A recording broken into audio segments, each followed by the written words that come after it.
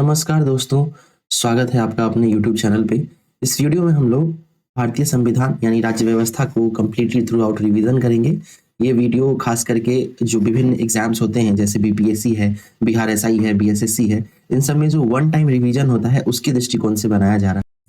तो और इसमें किसी भी कम्प्रिहेंसिव पॉइंट को नहीं छोड़ा जाएगा, थ्रू आउट बनाया जा रहा है इसको। और बहुत बेहतरीन पीडीएफ का संकलन है, इसको हेल्प करके जो है इसका रिवीजन नोट्स बनाया जा रहा है। तो आप थ्रू आउट इसको देखें और ये वीडियो के पूरा होते होते तक जो है आप क्वालिटी के सभी प्रश्नों के उत्तर देने में सक्षम होंगे और वन टाइम रिवीजन के लिए वीडियो बेस्ट होगा। तो आइए शुरू करते हैं। इस वीडियो में हम लोग ये सारे टॉपिक्स जो आपको यहाँ पे दिखाई दे रही हैं स्क्रीन पर, इन सभी को हम लोग डिस्कस करेंगे, ठीक है। और सिलसिलेवार तरीके से क्रोनोलॉजिकल ऑर्डर में सभी टॉपिक्स को देखते हुए चलेंगे और हमारा पूरा पॉलिटी जो है वो कवर हो जाएगा। सबसे पहले हम लोग भारतीय संविधान के रिवीजन में संविधान सभा नामक टॉपिक को देखेंगे और क्विकली रिवाइज करते हैं इसको। पहला पॉइंट कह रहा है, सर्वप्रथम मौखिक रूप से संविधान सभा की मांग 1895 में बाल गंगाधर तिलक ने किया था। इसके बाद 1934 में संविधान सभा का विचार मनवेंद्र नाथ रॉय ने लिखित रूप से दिया था, ठीक है। ये नाम याद रखिएगा कि 1934 में लिखित रूप से संविधान सभा का विचार मनवेंद्र नाथ रॉय ने दिया था। फिर जुलाई 1946 में कैबिनेट मिशन की संस्तुति पर भारतीय संविधान सभा का गठन किया गया। तो ये प्रश्न भी पूछा जाता रहा है कि भारतीय संविधान सभा का निर्माण जो है वो किसकी संस्तुति पर हुआ था। तो ये 1946 के कैबिनेट मिशन की संस्तुति पर हुआ था। फिर संविधान की कुल सदस्य संख्या की बात करें तो ये 389 थी। उसके अलावा इसमें से 292 जो सदस्य थे वो ब्रिटिश प्रांतों के प्रतिनिधि थे। इसके अलावा 4 कमिश्नरी प्रांतों के थे और बाकी जो थे 93 प्रतिनिधि वो देशी रियासतों के थे। तो ये संख्या याद रखिएगा, 389। इसके अलावा 292 जो है ब्रिटिश प्रांतों के हैं, 4 चीफ कमिश्नरी के हैं। इसके अलावा बाकी 93 जो है वो देशी रियासतों के हैं। संविधान सभा की पहली बैठक की बात करें तो ये 9 दिसंबर 1946 को हुई थी और इसकी अध्यक्षता जो है वो सच्चिदानंद सिन्हा ने किया था। ये भारतीय संविधान सभा की प्रथम अस्थायी अध्यक्ष थे, ठीक है। फिर 11 दिसंबर 1946 की बात करें तो डॉक्टर राजेंद्र प्रसाद जो है वो संविधान सभा के अस्थायी अध्यक्ष चुने जाते हैं, ठीक। फिर 22 जुलाई 1947 को संविधान सभा ने राष्ट्रीय ध्वज को अपनाया था। इसके साथ यहाँ पर आप एक फैक्ट और याद कर दीजिएगा कि 13 दिसंबर 1946 को जो है पंडित जवाहरलाल नेहरू के द्वारा उद्देश्य प्रस्ताव जो है वो संविधान सभा में प्रस्तुत किया जाता है, ठीक है। उसके बाद है अगला पॉइंट, डॉक्टर भीमराव अंबेडकर जो कि 29 अगस्त 1947 को प्रारूप समिति का जब गठन होता है तो उसके अध्यक्ष बनाए जाते हैं और इस प्रारूप समिति में कुल मिलाकर 7 सदस्य होते हैं, ठीक है। अगला पॉइंट है बीएन राव जो है उन्हें भारतीय संविधान सभा का संवैधानिक सलाहकार माना जाता है। उसके बाद देश के विभाजन के पश्चात, चूंकि भारत और पाकिस्तान का विभाजन 1947 में होता है, तो उसके बाद फिर से जो है संविधान सभा का पुनर्गठन किया जाता है। और ये तारीख याद रखिएगा, 31 अक्टूबर 1947 को भारतीय संविधान सभा का पुनर्गठन किया जाता है। और इसमें कुल सदस्यों की संख्या जो है जो कि पहले यहाँ पे देखिए 389 था, उसको घटा करके 299 कर दिया जाता है, ठीक है। तो उसको घटाकर जो है 299 कर दिया जाता है, ठीक। उसके बाद है संविधान का वाचन 3 चरणों में होता है और यह वाचन 114 दिनों तक चलता है। संविधान का वाचन 3 चरणों में होता है और यह 114 दिनों तक चलता है। संविधान सभा में कुल महिला सदस्यों की बात करें तो इनकी संख्या 15 थी, कुल मिलाकर 15 महिला सदस्य थी। इसके अलावा 26 जनवरी 1949 को संविधान को अंगीकार किया गया, वहीं 26 जनवरी 1950 को जो है पूर्ण रूप से लागू किया गया है। तो अंगीकार करने का डेट याद रखिएगा 26 नवंबर 1949, वहीं संविधान को पूर्ण रूप से लागू करने का डेट जो है वो 26 जनवरी 1950 है। अब यहाँ एडिशनल पॉइंट देख लीजिए कि 2015 से 26 नवंबर को हम लोग संविधान दिवस मनाते हैं, ठीक है। तो 26 नवंबर को हम लोग संविधान दिवस मनाते हैं, ये डेट आप लोग याद रखिएगा। संविधान निर्माण की प्रक्रिया में कुल मिलाकर 2 वर्ष 11 महीने और 18 दिन का समय लगा है। तो ये प्रश्न पूछा जाता है कि संविधान निर्माण प्रक्रिया में कितना समय लगा, तो ये 2 वर्ष 11 महीने और 18 दिन लगा है। फिर मूल संविधान में कुल मिलाकर 22 भाग थे, 395 अनुच्छेद हैं और 8 अनुसूचियां थी, ठीक है। जो कि वर्तमान में बढ़कर अगर भागों की बात करें तो भाग तो वर्तमान में 22 ही हैं, लेकिन इसमें जो है अन्य कुछ भागों को जोड़ा गया है। जैसे 9 का ए जोड़ा गया है, 9B जोड़ा गया है, वहीं पर 14 का बी भी जोड़ा गया है। तो इस तरीके से 3 भागों को जोड़ा गया है, तो इसकी संख्या 22 के साथ साथ 3 और क्लाउज उसमें जुड़ गए हैं। वहीं अनुच्छेदों की बात करें तो संविधान में बहुत सारे संशोधन हुए हैं। अभी तक कुल मिलाकर 106 संविधान संशोधन हो चुके हैं और अनुच्छेदों की संख्या बढ़कर लगभग 470 हो गई है, ठीक है।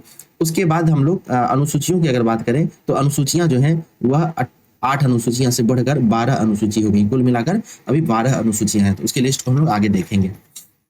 अब यहाँ पर प्रारूप समिति के सदस्यों की जानकारी दी गई है। तो जैसा कि मैंने आपको बताया कि प्रारूप समिति जो है उसका गठन 29 अगस्त 1947 को हुआ था, ठीक है, 29 अगस्त 1947 को, और इसके अध्यक्ष जो है वो डॉक्टर भीमराव अंबेडकर बनाए गए थे, और इसमें सदस्यों की कुल संख्या 7 थी। अब इन अन्य 7 सदस्यों को देखें तो पहले सदस्य तो डॉक्टर भीमराव अंबेडकर थे जो कि अध्यक्ष भी थे, फिर अलादी कृष्ण स्वामी अयंगर, उसके बाद डॉक्टर के.एम. मुंशी, मोहम्मद सादुल्ला, गोपाल स्वामी अयंगर, इसके अलावा ए.एन.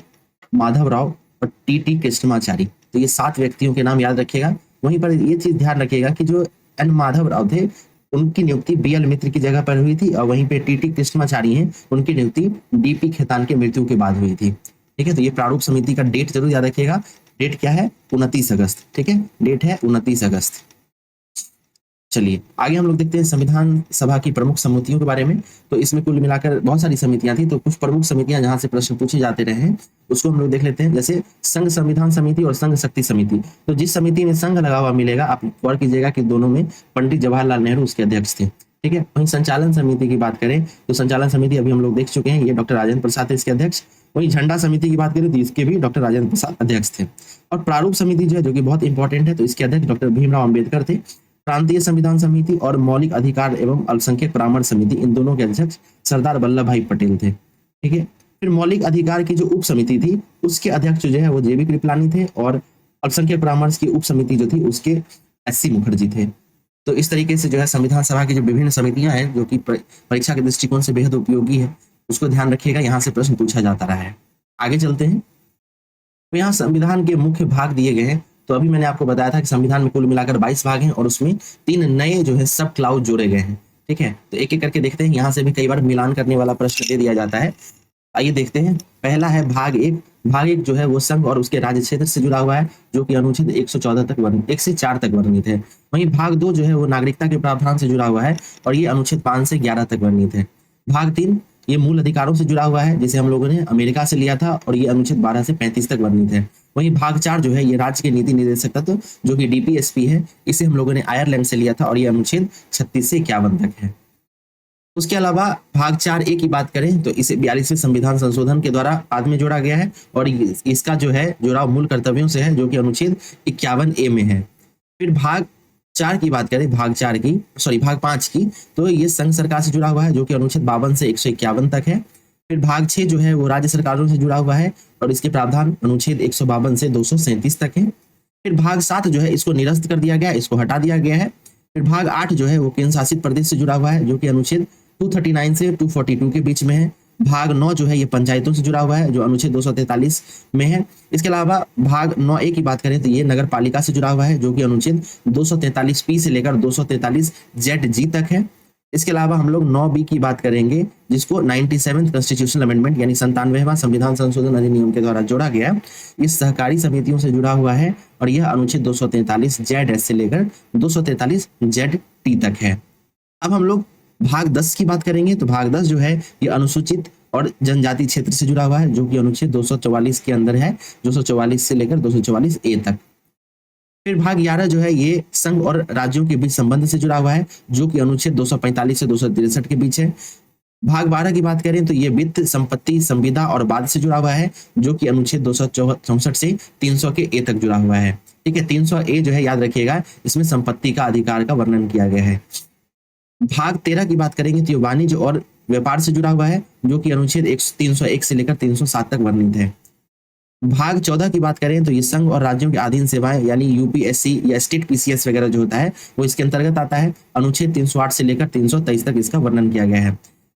उसके बाद भाग 14A की बात करें तो इसके अंतर्गत न्याय अधिकरणों को जोड़ा गया है, और ये अनुच्छेद 223A से 223B तक इसका जुड़ाव है। यहाँ से देखिए काफी इंपॉर्टेंट है और कई बार एग्जाम में पूछा जाता है। भाग 15 और ये जो है निर्वाचन यानी इलेक्शन से जुड़ा हुआ है, जो अनुच्छेद 324 से लेकर 329 तक है। फिर भाग 16 की बात करें तो ये कुछ वर्गों के लिए जो विशेष उपबंध किए गए हैं उसका इससे जुड़ा हुआ है, और ये अनुच्छेद 330 से लेकर 342 तक इसका वर्णन है। वहीं भाग 17 की बात करें, भाग 17 की बात करेंगे पहले, तो ये राजभाषा से जुड़ा हुआ है, जिसका वर्णन अनुच्छेद 243 से 351 तक किया गया है। वहीं भाग 18 की बात करें तो आपातकालीन प्रबंध यानी इमरजेंसी प्रोविजन से इसका संबंध है, जो अनुच्छेद 352 से 360 तक है। भारत में 3 प्रकार की इमरजेंसीज होती हैं, वो भाग 18 में इसका वर्णन किया गया है। फिर भाग 19 की बात करें तो ये प्रकीर्ण से जुड़ा हुआ है, अनुच्छेद 361 से 367 तक। फिर भाग 20 ये भी काफी इंपॉर्टेंट है, इसको याद रखिएगा। भाग 20 जो है ये संविधान संशोधन से जुड़ा हुआ है और इसका वर्णन अनुच्छेद 368 में किया गया है। फिर अंत में 2 भाग हैं, भाग 21 जो कि अस्थायी संक्रमणकालीन और विशेष उपबंध से जुड़ा हुआ था और ये अनुच्छेद 369 से लेकर 392 तक है। फिर भाग 22 जो है, जो कि अंतिम भाग है, ये संक्षिप्त नाम, प्रारंभ, हिंदी में प्राकृत पाठ और निरसन, इन सब से संबंधित है, जो कि अनुच्छेद 393 से लेकर 395 तक वर्णित है। इस तरीके से हम लोगों ने संविधान की जो प्रमुख भाग हैं तथा उनका संबंध किन विषयों से है उसके बारे में जाना। अब हम लोग संविधान की अनुसूचियों के बारे में देखते हैं।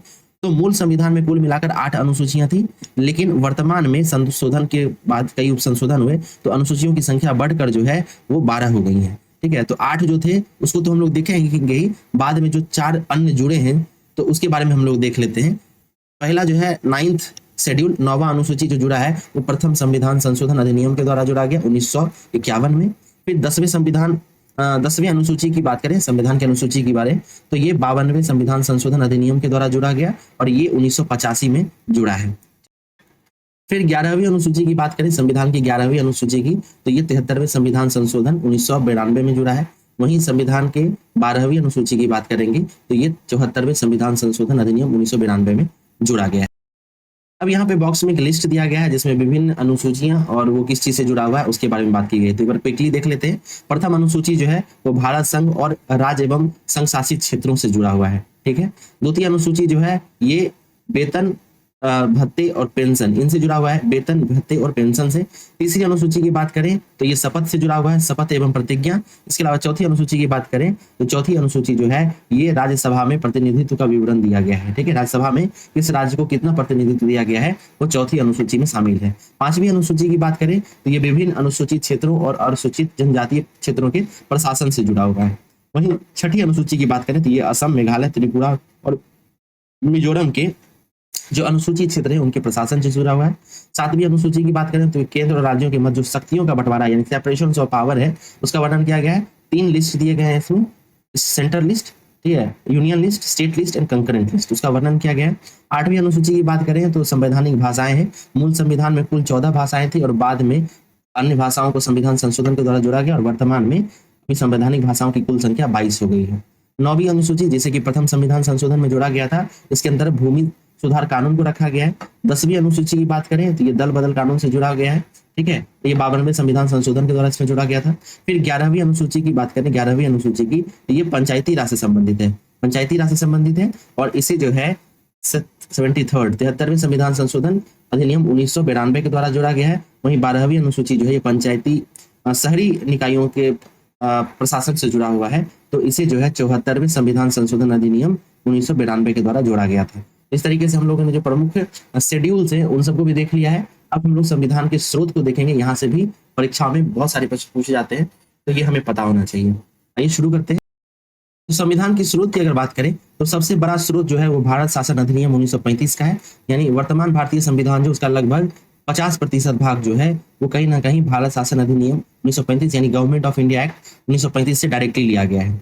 इसके अलावा हम लोग अगर ब्रिटेन से बात करें तो हम लोगों ने ब्रिटेन से एकल नागरिकता, विधि का शासन, विधि की समक्ष समता, संसदीय शासन व्यवस्था, द्विसदनीय व्यवस्था, रीट शक्तियां, महान्यायवादी का पद और बजट प्रस्तुति, ये सब हम लोगों ने ब्रिटेन से लिया है। एक बार मैं फिर रिपीट कर देता हूं, हम लोगों ने ब्रिटेन से एकल नागरिकता यानी सिंगल सिटीजनशिप लिया है, रूल ऑफ लॉ यानी विधि का शासन लिया है, विधि के समक्ष समता लिया है, फिर संसदीय शासन प्रणाली लिया है, पार्लियामेंट्री सिस्टम, फिर हम लोगों ने द्विसदनात्मक व्यवस्था लिया है, रीट शक्तियां ली हैं, महान न्यायवादी का पद लिया है और बजट लिया है।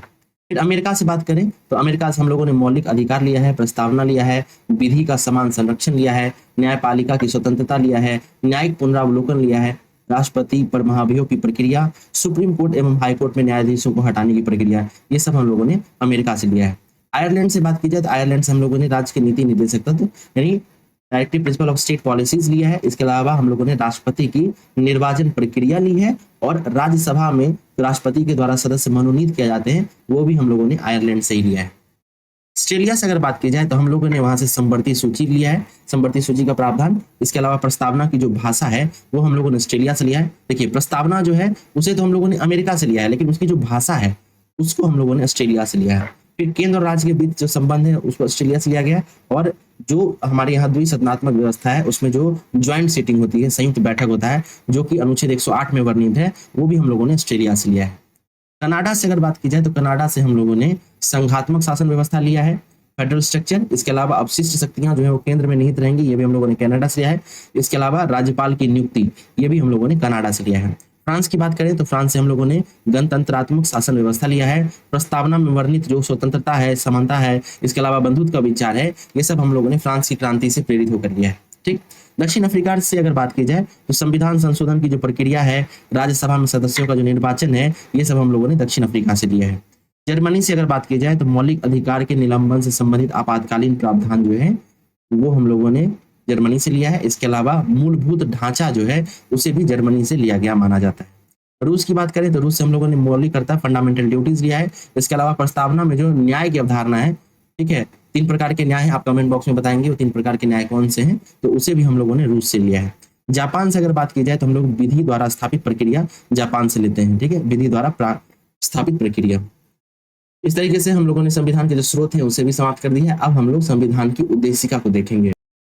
ठीक है, शुरू करते हैं संविधान की उद्देशिका यानी प्रस्तावना।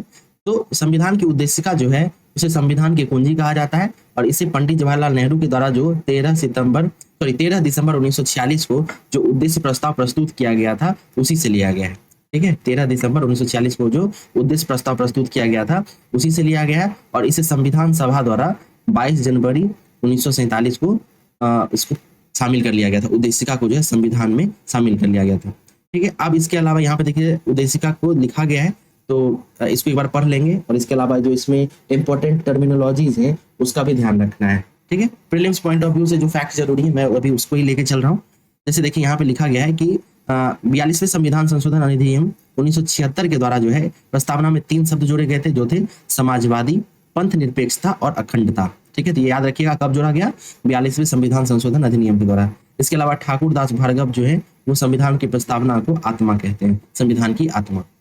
ठीक है, अब अगला हम लोग पॉइंट देखते हैं संघ और इसके राज्य क्षेत्र। संघ और राज्य क्षेत्र की बात अगर करें तो ये संविधान के भाग 1 के अंतर्गत आता है, जो कि अनुच्छेद 1 से 4 तक वर्णित है। इसके अलावा अनुच्छेद 1 की बात करें जिसमें कहा गया है कि Bharat, India that is Bharat. ठीक है, इंडिया दैट इज भारत यानी भारत का जो नाम है वो बताया गया है और इसके बारे में कहा गया है कि यह राज्यों का संघ होगा। फिर अनुच्छेद 2 और 3 के बारे में कहा गया है, या अनुच्छेद 2 और 3 में कहा गया है कि सांसद जो है वो किस प्रकार विधि बनाकर नए राज्यों का प्रवेश कर सकता है, इसके अलावा राज्यों के नाम में परिवर्तन कर सकता है, सीमाओं में परिवर्तन कर सकता है या राज्यों का पुनर्गठन कर सकता है। तो ये सब प्रावधान जो अनुच्छेद 2 और 3 में किया गया है। ठीक है, संसद क्या कर सकती है, तो वह विधि बनाकर नए राज्यों का प्रवेश कर सकती है, राज्यों का नाम में परिवर्तन कर सकती है, सीमाओं का परिवर्तन कर सकती है या राज्यों का पुनर्गठन कर सकती है। फिर भाषा के आधार पर राज्यों के गठन हेतु वर्ष 1948 में भार आयोग और 1948 में ही जेपीवी समिति बनाई गई थी। जेपीवी समिति में कौन कौन थे, तो जवाहरलाल नेहरू थे, वल्लभ भाई पटेल थे और पट्टाभाई सीतारामैया थे। इसके अलावा आगे बात करते हैं तो 1953 में जो है पोट्टी श्रीमालू की मृत्यु के बाद जो है चूंकि तेलुगु भाषा के आधार पर नए राज्य की स्थापना की मांग बढ़ रही थी, तो पोट्टी श्रीमालू जो है वो 52 दिनों तक अनशन करते हैं और फिर उनकी जो मृत्यु हो जाती है। इसके पश्चात तेलुगु भाषा के आधार पर आंध्र प्रदेश को राज्य बनाया जाता है और आंध्र प्रदेश जो है भाषा के आधार पर गठित होने वाला पहला राज्य बनता है।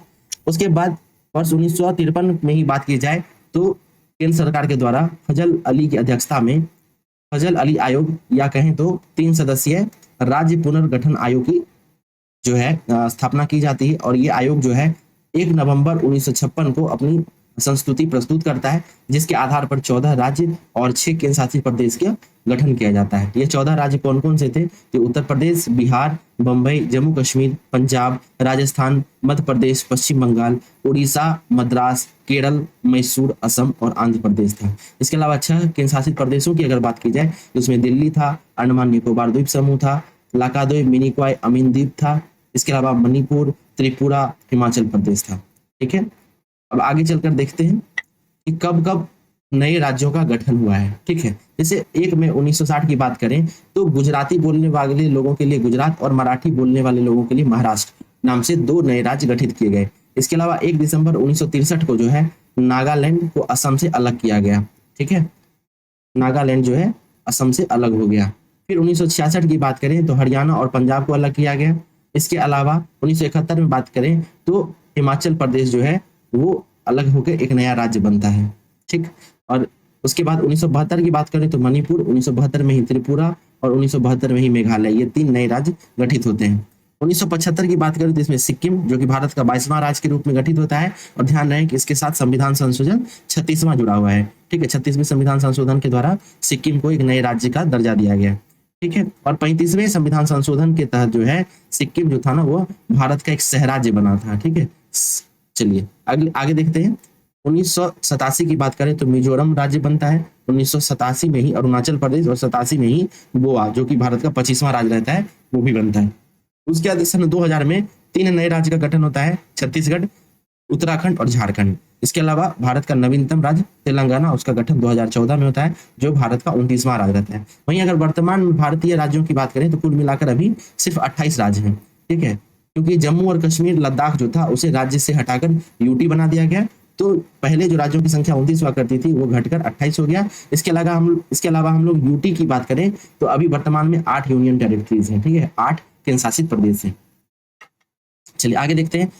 अभी वर्तमान में जो 8 केंद्र शासित प्रदेश हैं उनका गठन कब कब हुआ उसको भी देख लेते हैं एक बार। जैसे 1956 में अगर बात करें तो 1956 में जो है दिल्ली का गठन होता है, ठीक है। 1956 में दिल्ली का गठन होता है। उसके बाद 1956 में ही लक्षद्वीप का गठन होता है और 56 में ही अंडमान निकोबार द्वीप समूह का भी गठन होता है। फिर 62 में पौंडीचेरी यानी पुदुचेरी, 66 में चंडीगढ़, 2019 में जो है 2 केंद्र शासित प्रदेश बनते हैं, जम्मू कश्मीर और लद्दाख, ठीक है, जम्मू कश्मीर और लद्दाख। इसके अलावा सन 2000 में जो है दादर नगर हवेली के साथ साथ दमन और दीव को जोड़कर एक ही केंद्र शासित प्रदेश बना दिया जाता है। पहले ये दोनों अलग अलग थे। तो इस तरीके से कुल मिलाकर वर्तमान में 8 केंद्र शासित प्रदेश से उसका विवरण दे दिया गया है। अब हम लोग नागरिकता से संबंधित प्रावधान को देखेंगे। तो जहां तक नागरिकता का सवाल है यह भारतीय संविधान के भाग 2 के अंतर्गत इसका वर्णन किया गया है। इसके अलावा अनुच्छेदों की अगर बात करें तो ये अनुच्छेद 5 से लेकर 11 तक है, ठीक है। भारतीय संविधान जो वो एकल नागरिकता का प्रावधान करती है जिसके स्रोत ब्रिटेन है, ठीक है, यानी ब्रिटेन से हम लोगों ने एकल नागरिकता का प्रावधान लिया है। अनुच्छेद 11 की बात करेंगे तो अनुच्छेद 11 जो है वो संसद को नागरिकता के संदर्भ में विधि बनाने का अधिकार देता है, ठीक है, यानी नागरिकता से संबंधित किसी भी प्रकार का जो कानून होगा वो संसद बना सकता है, इसका अधिकार अनुच्छेद 11 के तहत दिया गया है, ठीक है। और इसी अनुच्छेद का प्रयोग करते हुए संसद जो है कई बार अलग अलग वर्षों में नागरिकता संशोधन विधेयक लाती है। जैसे हाल ही में 2019 में लाया गया था जिसे आप CAA के नाम से जानते हैं, सिटीजनशिप अमेंडमेंट एक्ट, ठीक है। तो संसद जो है वह वर्ष 1955 में नागरिकता के संदर्भ में एक व्यापक कानून का निर्माण करती है जिसे भारतीय नागरिक अधिनियम कहा जाता है। और इस अधिनियम के तहत नागरिकता प्राप्त करने के 5 तरीके हैं, नागरिकता प्राप्ति के 5 तरीके हैं और नागरिकता समाप्ति के 3 तरीके हैं। तो इसे हम लोग जब डिटेल में देखेंगे तब देखेंगे। और नागरिकता से वैसे बहुत ज्यादा प्रश्न नहीं पूछा जाता है, ठीक है, तो इसे हम लोग आगे जब डिटेल में पॉलिटी देखेंगे तो वहां समझेंगे। अब हम लोग मौलिक अधिकार को देखते हैं। मौलिक अधिकार से भी बहुत सारा प्रश्न पूछा जाता है, इसे भारतीय संविधान का मैग्ना कार्टा भी कहा जाता है। तो इसे हम लोग थोड़ा डिटेल में देखेंगे। मौलिक अधिकार संविधान के भाग 3 के अंतर्गत अनुच्छेद 12 से लेकर 35 तक वर्णित है और इसका स्रोत जो है अमेरिका के संविधान, यानी हमने मौलिक अधिकारों को अमेरिका के संविधान से लिया है, ठीक है। फिर संविधान के भाग 3 को मैग्ना कार्टा के नाम से जाना जाता है। इसके अलावा मौलिक अधिकार जो है वो राज्यों के विरुद्ध नागरिकों को संरक्षण प्रदान करता है, राज्यों के विरुद्ध नागरिकों को संरक्षण प्रदान करता है। फिर मौलिक अधिकार न्यायालय में परिवर्तनीय है। मौलिक अधिकारों की कुल संख्या जो है वह 7 हुआ करती थी, लेकिन 44वें संविधान संशोधन अधिनियम 1978 के द्वारा संपत्ति के अधिकार को अनुच्छेद 31 से हटाकर और इसको जो है संविधान के भाग 12 के अनुच्छेद 301 के तहत कानूनी अधिकार बना दिया गया है। तो अभी वर्तमान में कुल मौलिक अधिकारों की बात करें तो ये घटकर 6 हो गई हैं। अब ये 6 अधिकार कौन कौन से हैं? तो पहला है समता का अधिकार, दूसरा है स्वतंत्रता का अधिकार, तीसरा है शोषण के विरुद्ध अधिकार, उसके बाद चौथा है धार्मिक स्वतंत्रता का अधिकार, पांचवा है संस्कृति और शिक्षा का अधिकार और छठा है संवैधानिक उपचारों का अधिकार। अब इसको हम लोग थोड़ा डिटेल में देख लेते हैं, ठीक है। जैसे पहला जो फंडामेंटल राइट है समता का अधिकार, वो उसका वर्णन 14 से 18 यानी 5 अनुच्छेदों के अंतर्गत किया गया है। 14, 15, 16, 17, 18 क्या क्या कहा गया है? अनुच्छेद 14 में कहा गया है कि राज्य किसी भी व्यक्ति को विधि के समक्ष समता या फिर विधि के समान संरक्षण से वंचित नहीं कर सकती। अनुच्छेद 15 कहता है कि राज्य जो है वो धर्म, जाति, नस्ल, रंग, लिंग या जन्म स्थान के आधार पर भेदभाव नहीं कर सकता है। अनुच्छेद 16 की बात करें तो सरकारी नियोजन में समानता का प्रावधान है, और ध्यान रहे कि इसी आर्टिकल से, आर्टिकल 16 से ही से जो रिजर्वेशन का जो सिस्टम है, चाहे वो ईडब्ल्यूएससी रिजर्वेशन हो, एससी एसटी रिजर्वेशन हो या फिर ओबीसी रिजर्वेशन हो, वो अनुच्छेद 16 से ही अपनी शक्तियां प्राप्त करता है। अनुच्छेद 17 की बात करें तो ये अस्पृश्यता के उन्मूलन से संबंधित है, यानी एबॉलिशन ऑफ अनटचेबिलिटीज। वहीं अनुच्छेद 18 की बात है तो ये उपाधियों के उन्मूलन से संबंधित है। अब हम लोग दूसरा जो फंडामेंटल राइट है, स्वतंत्रता का अधिकार, उसको देखते हैं। यह 19 से लेकर 22 तक वर्णित है, ठीक है। कुल मिलाकर 4 अनुच्छेद हैं इसमें। तो 19वां जो आर्टिकल है उसको देख लेते हैं। 19वां अनुच्छेद क्या कहता है? इसके अंतर्गत 6 प्रकार की व्यक्तिगत स्वतंत्रता प्रदान की गई है, ठीक है, 6 प्रकार की। और इसी के अंतर्गत मुख्य रूप से हमें वाक एवं अभिव्यक्ति की स्वतंत्रता मिलती है, जो कि अनुच्छेद 19 के क्लाउज ए में वर्णित है। इसके अलावा अभिव्यक्ति की स्वतंत्रता के अंतर्गत ही प्रेस की स्वतंत्रता ही निहित मानी जाती है। अब अनुच्छेद 20 का संबंध क्या है? तो अपराधों के लिए दोष सिद्धि के संबंध में संरक्षण का प्रावधान है। तो अपराधों की दोष सिद्धि के संबंध में संरक्षण का प्रावधान है। अनुच्छेद 21 जो है ये काफी इंपॉर्टेंट है, और ये प्राण एवं दैहिक स्वतंत्रता के संरक्षण से संबंधित है। वहीं अनुच्छेद 21 के अंतर्गत अगर इसके व्यापक जो मीनिंग होती है, क्योंकि सुप्रीम कोर्ट जो है इसको डिफाइन करता रहता है, तो इसके अंतर्गत ही निजता का अधिकार, जीवन साथी चुनने का अधिकार, सूचना पाने का अधिकार, पर्यावरण प्रदूषण के विरुद्ध अधिकार, ये सब अनुच्छेद 21 के अंतर्गत प्राण एवं दैहिक स्वतंत्रता में ही आता है, ठीक है। इसके अलावा अनुच्छेद 20 और 21 की बात करें तो ये इसके तहत जो मौलिक अधिकार प्राप्त होते हैं हमें, उसे किसी भी परिस्थिति में निलंबित नहीं किया जा सकता है। इवन जब इमरजेंसी भी लागू होती है तभी सभी फंडामेंटल राइट्स निलंबित हो जाते हैं, लेकिन 20 और 21 जो है वो किसी भी परिस्थिति में निलंबित नहीं होता। अनुच्छेद 21A की बात करें तो इसके अंतर्गत 6 से 14 वर्ष के बच्चों को निःशुल्क और अनिवार्य शिक्षा देना जो है उसका अधिकार माना गया है, और इसे जो है हमें 86वें संविधान संशोधन अधिनियम के द्वारा 2002 में जोड़ा गया था। फिर अनुच्छेद 22 की बात करें तो इसमें कुछ दशाओं में गिरफ्तारी और निरोध से संरक्षण दिया गया है, ठीक है। किसी भी व्यक्ति को गिरफ्तारी के 24 घंटे के भीतर जो है निकटतम मजिस्ट्रेट के समक्ष प्रस्तुत करना होता है, तो ये जो है अनुच्छेद 22 के तहत ही होता है, ठीक है। तो ये भी आप लोग याद रखिए। अगला है शोषण के विरुद्ध अधिकार। तो इसके अंतर्गत 2 आर्टिकल्स आते हैं, 23 और 24। 23 में क्या कहा गया है? 23 में कहा गया है कि मानव के दुर्व्यापार, बलात् श्रम, बंधुआ मजदूरी और बेगारी, इन सब पर प्रतिबंध लगाया जाएगा। फिर अनुच्छेद 24 कहता है कि 14 वर्ष से कम आयु के बच्चों के नियोजन पर प्रतिबंध होगा, और इनका नियोजन कहाँ नहीं हो सकता? तो कहीं पर भी जो फैक्ट्रीज हैं, ठीक है, बम पटाखे की कारखाना है, या ऐसा कोई जगह जहां पर जीवन को खतरा हो, वहां पर जो है बच्चों का, जो कि 14 वर्ष से कम आयु के बच्चे होंगे, उनका नियोजन नहीं हो सकता है, ठीक है। चलिए अब हम लोग अनुच्छेद 25 से लेकर 28 तक देखते हैं, जो कि धार्मिक स्वतंत्रता का अधिकार है। तो अनुच्छेद 25 में कहा गया है अंतःकरण की स्वतंत्रता, यानी अपने धर्म को मानने, आचरण करने और उसका प्रचार करने की स्वतंत्रता दी गई है। इसके अलावा अनुच्छेद 25(2) के बारे में बात की जाए तो सिखों को कृपान धारण करने की स्वतंत्रता इसके तहत दी जाती है, ठीक है। इसके अलावा 26 में जो टैक्स कलेक्ट करने का राइट दिया गया है, ठीक है, टैक्स से छूट दिया गया है। फिर धर्म के प्रचार का इसमें आजादी दी गई। ये सारी चीजें धार्मिक स्वतंत्रता के अंतर्गत आती हैं। 5 में देखते हैं, 5वां फंडामेंटल राइट क्या है? संस्कृति और शिक्षा का अधिकार, जो कि अनुच्छेद 29-30 में वर्णित है। और यह अधिकार केवल भारतीय अल्पसंख्यकों को प्राप्त है, ठीक है, यह अधिकार केवल भारतीय अल्पसंख्यकों को प्राप्त है। अनुच्छेद 29 क्या कहता है? अनुच्छेद 29 कहता है अल्पसंख्यक वर्ग को अपनी लिपि, भाषा व संस्कृति के संरक्षण का अधिकार होगा, ठीक है। अल्पसंख्यक वर्गों को अपनी भाषा, अपनी लिपि और संस्कृति के संरक्षण का अधिकार होगा। अनुच्छेद 30 कहता है अल्पसंख्यक वर्ग को अल्पसंख्यक शिक्षण संस्थानों की स्थापना और संचालन का अधिकार होगा, ठीक है।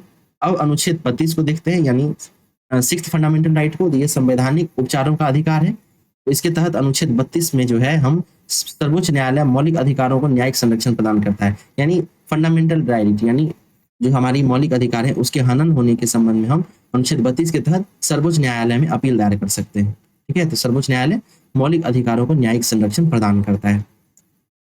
अनुच्छेद 32 के बारे में डॉक्टर अंबेडकर ने क्या कहा था? तो उन्होंने संविधान का हृदय और आत्मा कहा था, ठीक है। अनुच्छेद 32 को उन्होंने संविधान का हृदय और आत्मा कहा था। इसके अलावा अनुच्छेद 226 को भी देख लीजिएगा। इसके तहत हम लोग हाई कोर्ट यानी उच्च न्यायालय में जा सकते हैं। जैसे अनुच्छेद 32 के तहत हम लोग सुप्रीम कोर्ट जा सकते हैं, उसी तरीके से अनुच्छेद 226 के तहत हम लोग उच्च न्यायालय जा सकते हैं, ठीक है। और उच्च न्यायालय भी मौलिक अधिकारों को न्यायिक संरक्षण प्रदान करता है। तो मौलिक अधिकारों को न्यायिक संरक्षण में जारी रखने के लिए विशेष आदेश को रीट या परादेश कहा जाता है, ठीक है। तो रीट याद रखिएगा। कितने प्रकार के रीट हैं? ये मुख्यतः 5 प्रकार के होते हैं। पहला है बंदी प्रत्यक्षीकरण, फिर है परमादेश, प्रतिषेध, उत्प्रेषण और अधिकार परीक्षा। तो इस तरीके से फंडामेंटल राइट को हम लोगों ने क्विकली रिवाइज कर लिया है। अब हम लोग अगला भाग देखते हैं, राज्य की नीति निर्देशकता। तो ये भी काफी इंपॉर्टेंट है, यहाँ से प्रश्न बनता है। इसको directive principle of state policies कहते हैं। ये संविधान के भाग 4 के अंतर्गत अनुच्छेद 36 से 51 तक आता है और इसका स्रोत आयरलैंड है, यानी हमने डीपीएसपी को आयरलैंड के संविधान से लिया है।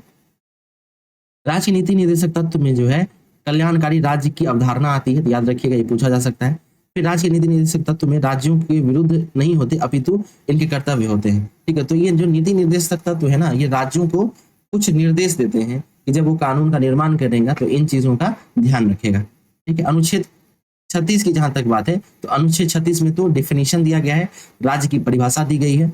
अनुच्छेद 37 की बात करें तो ये प्रावधान करता है कि राज्य का जो नीति निर्देशक तत्व है वो न्यायालय में परिवर्तनीय नहीं होगा।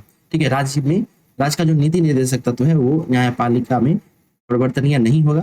फिर अनुच्छेद 39 क्या कहता है? ये कहता है राज्य सभी नागरिकों के लिए आजीविका के पर्याप्त साधन उपलब्ध कराएगा, स्त्री और पुरुष के लिए समान कार्य के लिए समान वेतन को सुनिश्चित करेगा। अनुच्छेद 40 की जहां तक बात करें, अनुच्छेद 40 जो है ये ग्राम पंचायतों के गठन से जुड़ा हुआ है। ठीक है, अनुच्छेद 39A को देख लेते हैं, तो इसे 42वें संविधान संशोधन अधिनियम 1940 के द्वारा जोड़ा गया था और इसके तहत राज्य समान न्याय और निःशुल्क कानूनी सहायता की व्यवस्था करेगा। ठीक है, समान न्याय और निःशुल्क कानूनी सहायता की व्यवस्था करेगा। अनुच्छेद 41 की बात करें तो राज्य कुछ दशाओं में काम, शिक्षा और लोक सहायता पाने का अधिकार प्राप्त करने का उचित प्रबंध करेगा। काम, शिक्षा और लोक सहायता। अनुच्छेद 42 में क्या दिया गया है? तो 42 में जो है राज्य जो है वो काम की न्याय संगत और मनोचित दशाओं तथा महिला प्रसूति सहायता का प्रबंधन करेगा। अनुच्छेद 43 की बात करें तो राज्य कर्मियों को न्यूनतम मजदूरी और कुटीर उद्योग में संवर्धन करने का प्रयास करेगा। न्यूनतम मजदूरी और कुटीर उद्योग में संवर्धन करने का प्रयास करेगा। अनुच्छेद 44 की बात करें तो इसके तहत समान नागरिक संहिता का प्रावधान किया गया है। अनुच्छेद 45 की बात करें तो राज्य 6 वर्ष से कम आयु के बच्चों की बाल अवस्था की देखरेख और उसके लिए उचित शिक्षा का प्रबंधन करेगा। अनुच्छेद 46 जो है वो राज्य अनुसूचित जातियों, जनजातियों तथा अन्य दुर्बल वर्गों की शिक्षा तथा आर्थिक हितों की वृद्धि का प्रयास करेगा। अनुच्छेद 47 की बात करें तो राज्य लोगों के पोषाहार स्तर, जीवन स्तर और लोक स्वास्थ्य को बनाए रखने के लिए उचित प्रबंध करेगा। अनुच्छेद 48 जो है उसके तहत वैज्ञानिक दृष्टिकोण से कृषि और पशुपालन को बढ़ावा देना तथा दुधारू जानवरों की बलि पर प्रतिबंध लगाता है। ठीक है, अनुच्छेद 48A इसे 42वें संविधान संशोधन अधिनियम के द्वारा जोड़ा गया है। इसके तहत राज्य जो है वो पर्यावरण के संरक्षण और संवर्धन तथा वन्य जीवों की रक्षा का प्रयास करेगा। अनुच्छेद 49 जो है वो राज्य राष्ट्रीय महत्व के स्मारक, स्थानों और वस्तुओं के संरक्षण के प्रयास से जुड़ा हुआ है। तो राष्ट्रीय महत्व के स्मारकों, स्थानों तथा वस्तुओं के संरक्षण का प्रयास करेगा राज्य। फिर अनुच्छेद 50 जो है वो लोक सेवाओं में न्यायपालिका और कार्यपालिका के पृथककरण का प्रयास किया गया है। सेपरेशन ऑफ पावर जो है अनुच्छेद 50 में दिया गया है। और अनुच्छेद 51 की बात करें तो अंतर्राष्ट्रीय शांति और सुरक्षा की अभिवृद्धि ये दिया गया है, अंतर्राष्ट्रीय शांति और सुरक्षा। तो इस तरीके से फंडामेंटल ड्यूटीज की तरफ अब हम लोग बढ़ेंगे। डीपीएसपी खत्म हो चुका है। फंडामेंटल ड्यूटीज की बात करें, मौलिक कर्तव्य की, ये संविधान के भाग 4 के ए में है, अनुच्छेद 51A में, और ये मौलिक कर्तव्य का वर्णन तो क्या ही गया है। अगर इसके स्रोत की बात करें तो हम लोगों ने इसे रूस के संविधान यानी यूएसएसआर से लिया है। ये सरदार स्वयं सिंह समिति की अनुशंसा पर शामिल किया गया है और इसे 42वें संविधान संशोधन अधिनियम 1940 के तहत जोड़ा गया था। प्रारंभ में कुल 10 मौलिक कर्तव्य थे, लेकिन वर्तमान में 11 हो गए हैं। 11वां मौलिक कर्तव्य जो है उसे 86वें संविधान संशोधन अधिनियम 2002 के तहत जोड़ा गया था। इस तरीके से मौलिक कर्तव्य भी समाप्त होता है। अब हम लोग संघीय कार्यपालिका में सबसे पहले हम लोग राष्ट्रपति को देखेंगे। राष्ट्रपति देश का प्रथम नागरिक होता है। अनुच्छेद 53 के तहत संघीय कार्यपालिका का प्रमुख राष्ट्रपति होता है और भारत में राष्ट्रपति का निर्वाचन अप्रत्यक्ष निर्वाचन प्रणाली के तहत एक निर्वाचक मंडल के द्वारा होता है। निर्वाचक मंडल में लोकसभा तथा राज्यसभा के निर्वाचित सदस्य होते हैं। सभी राज्यों की विधानसभाओं के निर्वाचित सदस्य होते हैं तथा दिल्ली और पौंडीचेरी की विधानसभाओं के निर्वाचित सदस्य भी शामिल होते हैं। राष्ट्रपति के उम्मीदवार को लोकसभा का सदस्य चुने जाने की योग्यता रखना अनिवार्य होता है। ठीक है, इसके अलावा राष्ट्रपति को अगर हम इंपॉर्टेंट फैक्ट्स देखें तो पद का उल्लेख जो है, राष्ट्रपति पद का उल्लेख अनुच्छेद 52 में किया गया है। इसकी शपथ की बात करें तो शपथ जो है वो मुख्य न्यायाधीश या उसके समकक्ष कोई व्यक्ति दिलाता है। उसके अलावा इस्तीफा की बात करें तो उपराष्ट्रपति को इस्तीफा देता है। कार्यकाल 5 वर्ष का होता है। शपथ ग्रहण करने की तिथि से न्यूनतम आयु की बात करें तो 35 वर्ष है। वहीं वेतन की बात करें तो ये 5 लाख प्रति माह है और ये बदलता रहता है। राष्ट्रपति को पद से हटाने की प्रक्रिया की बात करें तो इसे महाभियोग कहा जाता है, ठीक है, जो कि अमेरिका के संविधान से लिया गया है। महाभियोग की प्रक्रिया जो है वह अनुच्छेद 61 के तहत संसद के किसी भी सदन में प्रारंभ किया जा सकता है, ठीक है, तो याद रखिएगा संसद के किसी भी सदन में प्रारंभ किया जा सकता है और ये अनुच्छेद 61 में वर्णित है। महाभियोग प्रस्ताव लाने के 14 दिन पूर्व राष्ट्रपति को लिखित सूचना देना अनिवार्य होता है। अनुच्छेद 62 में यह उल्लिखित है कि किसी भी कारणवश राष्ट्रपति का पद 6 माह से अधिक समय तक रिक्त नहीं हो सकता, ठीक है, तो किसी भी परिस्थिति में राष्ट्रपति का पद जो है वह 6 माह से अधिक तक रिक्त नहीं रह सकता। अनुच्छेद 71 जो है वो कहता है कि राष्ट्रपति तथा उपराष्ट्रपति चुनाव संबंधी विवाद जो है वो उसका हस्तक्षेप केवल सर्वोच्च न्यायालय को है, यानी सीधा जो है किसी भी प्रकार का अगर विवाद उत्पन्न होता है राष्ट्रपति और उपराष्ट्रपति के चुनाव से संबंधित तो वो सीधे सर्वोच्च न्यायालय ही उसका निराकरण करेगा। अब राष्ट्रपति की शक्तियों और कार्यों की अगर बात करें तो संघ की कार्यपालिका की समस्त शक्तियां राष्ट्रपति में निहित होती हैं। राष्ट्रपति संघ सरकार के महत्वपूर्ण अधिकारियों की नियुक्ति करता है, जैसे प्रधानमंत्री, संघीय मंत्रिपरिषद के सभी मंत्री, सुप्रीम कोर्ट एवं हाई कोर्ट के न्यायाधीश, राज्यपाल, केंद्र शासित प्रदेशों के प्रतिनिधि, तीनों सेनाओं के प्रमुख, दिल्ली के मुख्यमंत्री सहित सभी मंत्री, महान न्यायवादी, नियंत्रक एवं महालेखा परीक्षक, ठीक है, इन सब अधिकारियों की नियुक्ति राष्ट्रपति के द्वारा की जाती है। राष्ट्रपति तीनों सेनाओं का प्रमुख या अध्यक्ष भी होता है। अनुच्छेद 72 के तहत राष्ट्रपति को जो है वो न्यायालय द्वारा सुनाई गई सजा या दंड के मामले में क्षमादान की शक्ति प्राप्त है। अनुच्छेद 80 की बात करें तो अनुच्छेद 80 के तहत राष्ट्रपति को राज्यसभा में 12 सदस्यों के मनोनयन का अधिकार है, ठीक है, 12 सदस्य के मनोनयन का अधिकार है और ये मनोनयन जो है वो कला, विज्ञान, साहित्य या समाज सेवा के क्षेत्र से होता है। वहीं अनुच्छेद 85 की बात करें तो इसके तहत राष्ट्रपति को संसद में सत्र आहूत करने का अधिकार है, इसके अलावा सत्रावसान करने का अधिकार प्राप्त है और साथ ही लोकसभा के विघटन का भी अधिकार है। तो अनुच्छेद 85 जो है उसके तहत राष्ट्रपति संसद के सत्रों का आहूत करता है, सत्रावसान करता है तथा लोकसभा के विघटन को भी कर सकता है। अनुच्छेद 108 की बात करें तो राष्ट्रपति जो है संसद के दोनों सदनों की संयुक्त अधिवेशन बुला सकता है। 108 में संयुक्त अधिवेशन बुलाने की अधिकार जो है राष्ट्रपति के अंतर्गत है। इसके अलावा जो संयुक्त अधिवेशन होगा उसकी अध्यक्षता लोकसभा के अध्यक्ष करते हैं।